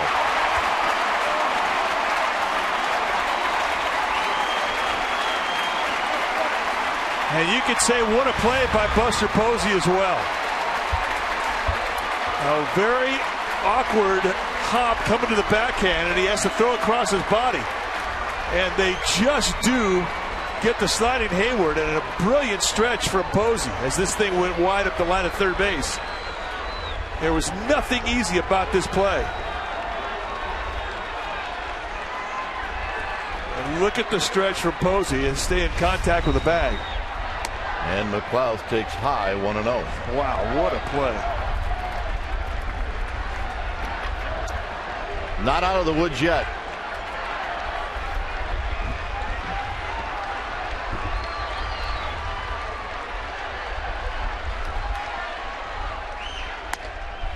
Two and 0. Boy, one more look. The awkward, he stayed with the awkward hop. And then the cross-body throw, and he rifles a strike. And they get their man. Not by much.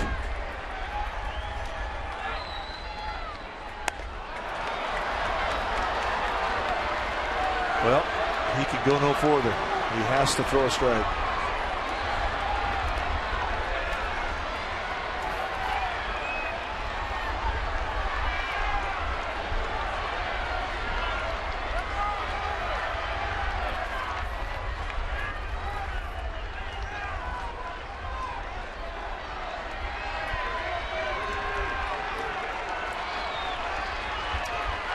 Three 3-0 to Nate McLeod.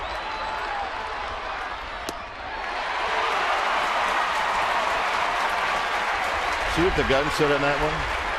98. So he took a little off. Yeah. And he split the uprights, and he needs to do that same thing again.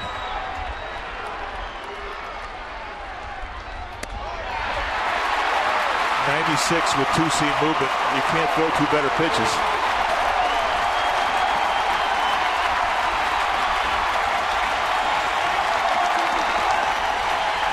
And now the pressure's on McLeod.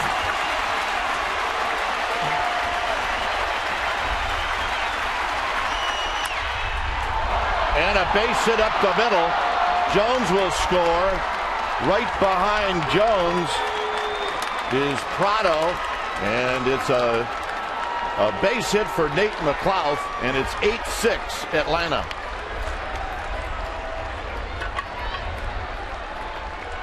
Well, Wilson had the challenge. He had nowhere to go. It was a 3-2 count.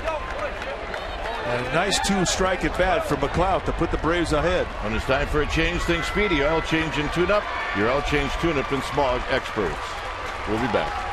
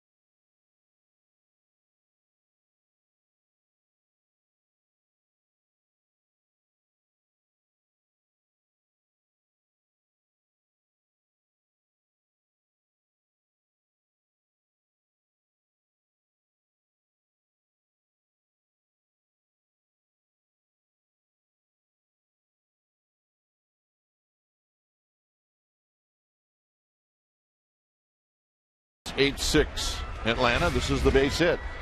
He had the challenge. 3-2 fastball right up the middle, and with 2 strikes, just like you're taught from the first day you get into professional baseball, you gear that at bat right back up the middle. And McLeod, with an excellent effort, put his team on top. Here's McCann. McCann,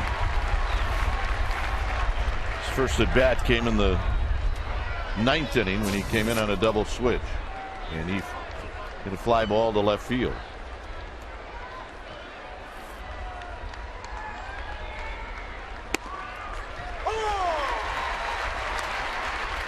Two pitches, 2 fastballs, and a quick 0-2. Saw the numbers for Runzler. His ERA is high, but he's only allowed 10 base runners in 10 innings with 10 strikeouts. Those are good numbers.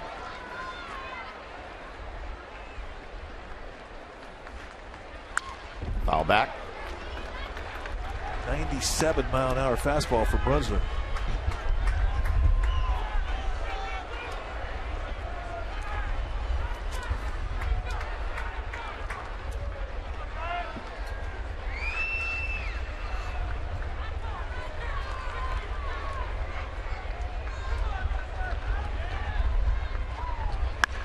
On the ground up the middle, and a dive by Sanchez. He can't get it. Hinsky's coming around. He's going to score, and it's 9-6. You know, you talk about a good at bat, and that was not a hanger either. Dan Runzler throws a nasty slider.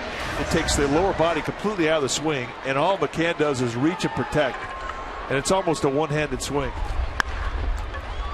And it finds a hole, and it becomes an RBI. Guys that can do that, and it's so tough.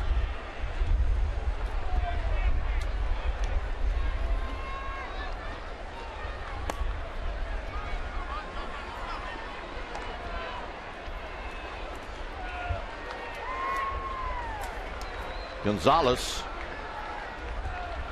came into the game in the 7th. He's hit twice, he struck out twice, and he fouls this one into the seats.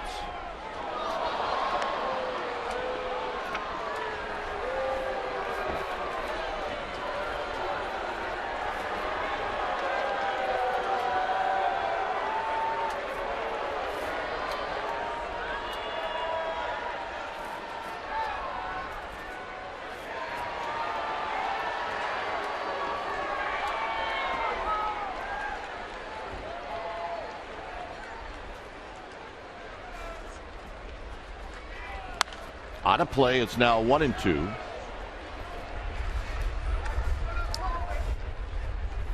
This was Gonzalez off day, and he's 1 strike away from a hat trick. That's right. That's a rough off day.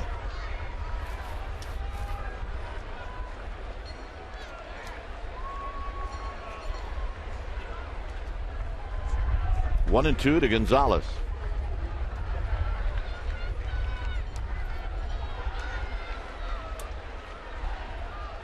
This is the 8th hitter here in the 10th for the Braves. Right to Aubrey Huff, and that'll end the inning. Lots of work to do for the Giants. It's 9-6 Atlanta.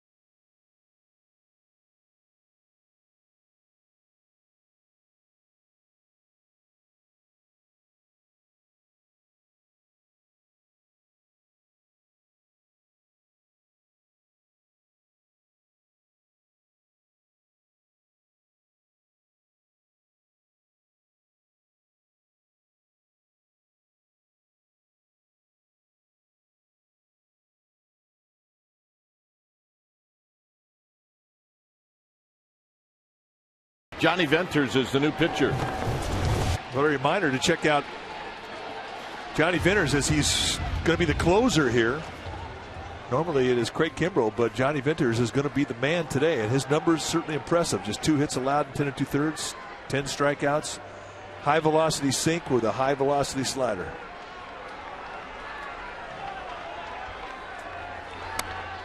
Rowan looks at a strike.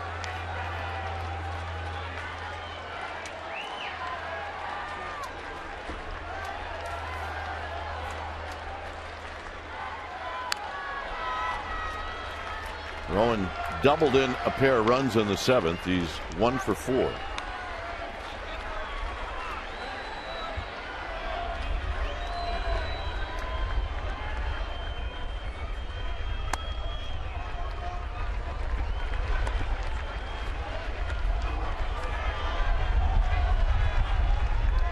lot of pressure on the first guy up in an inning. You're down by 3 at your last 3 outs. One down in the 10th.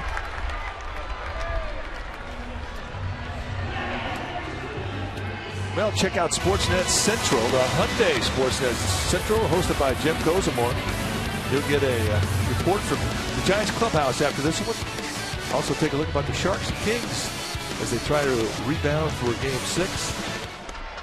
All that and more tonight on Comcast Sportsnet Central at 6 p.m.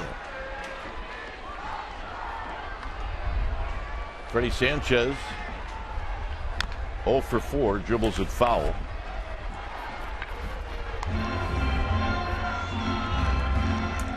You talk to the Braves people about Johnny Venters, who we've been so impressed with. They say, why isn't he the closer?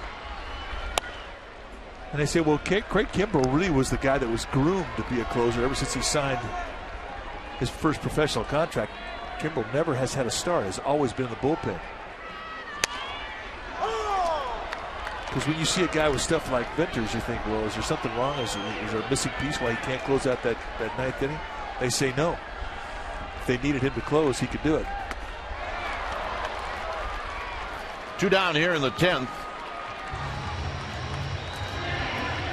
And it'll be Aubrey Huff, last man standing.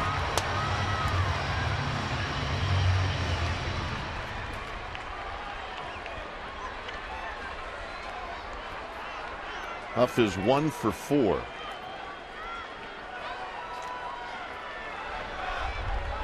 And he looks at a strike.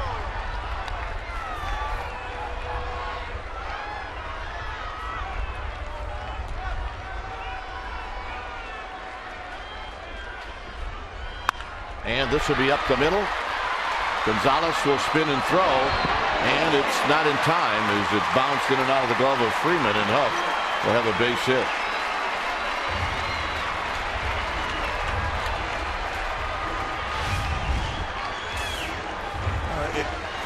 Pretty good effort from Gonzalez, showing his range and athleticism on the 360, and they almost pulled off. If Freddie Freeman can come up with it, they get him. Here's Posey.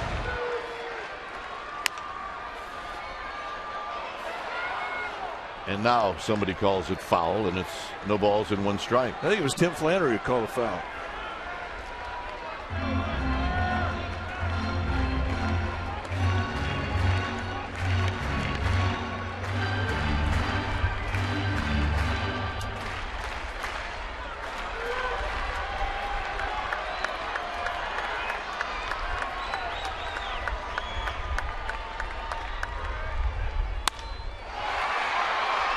Hayward's got a beat on this one, and that's the ball game.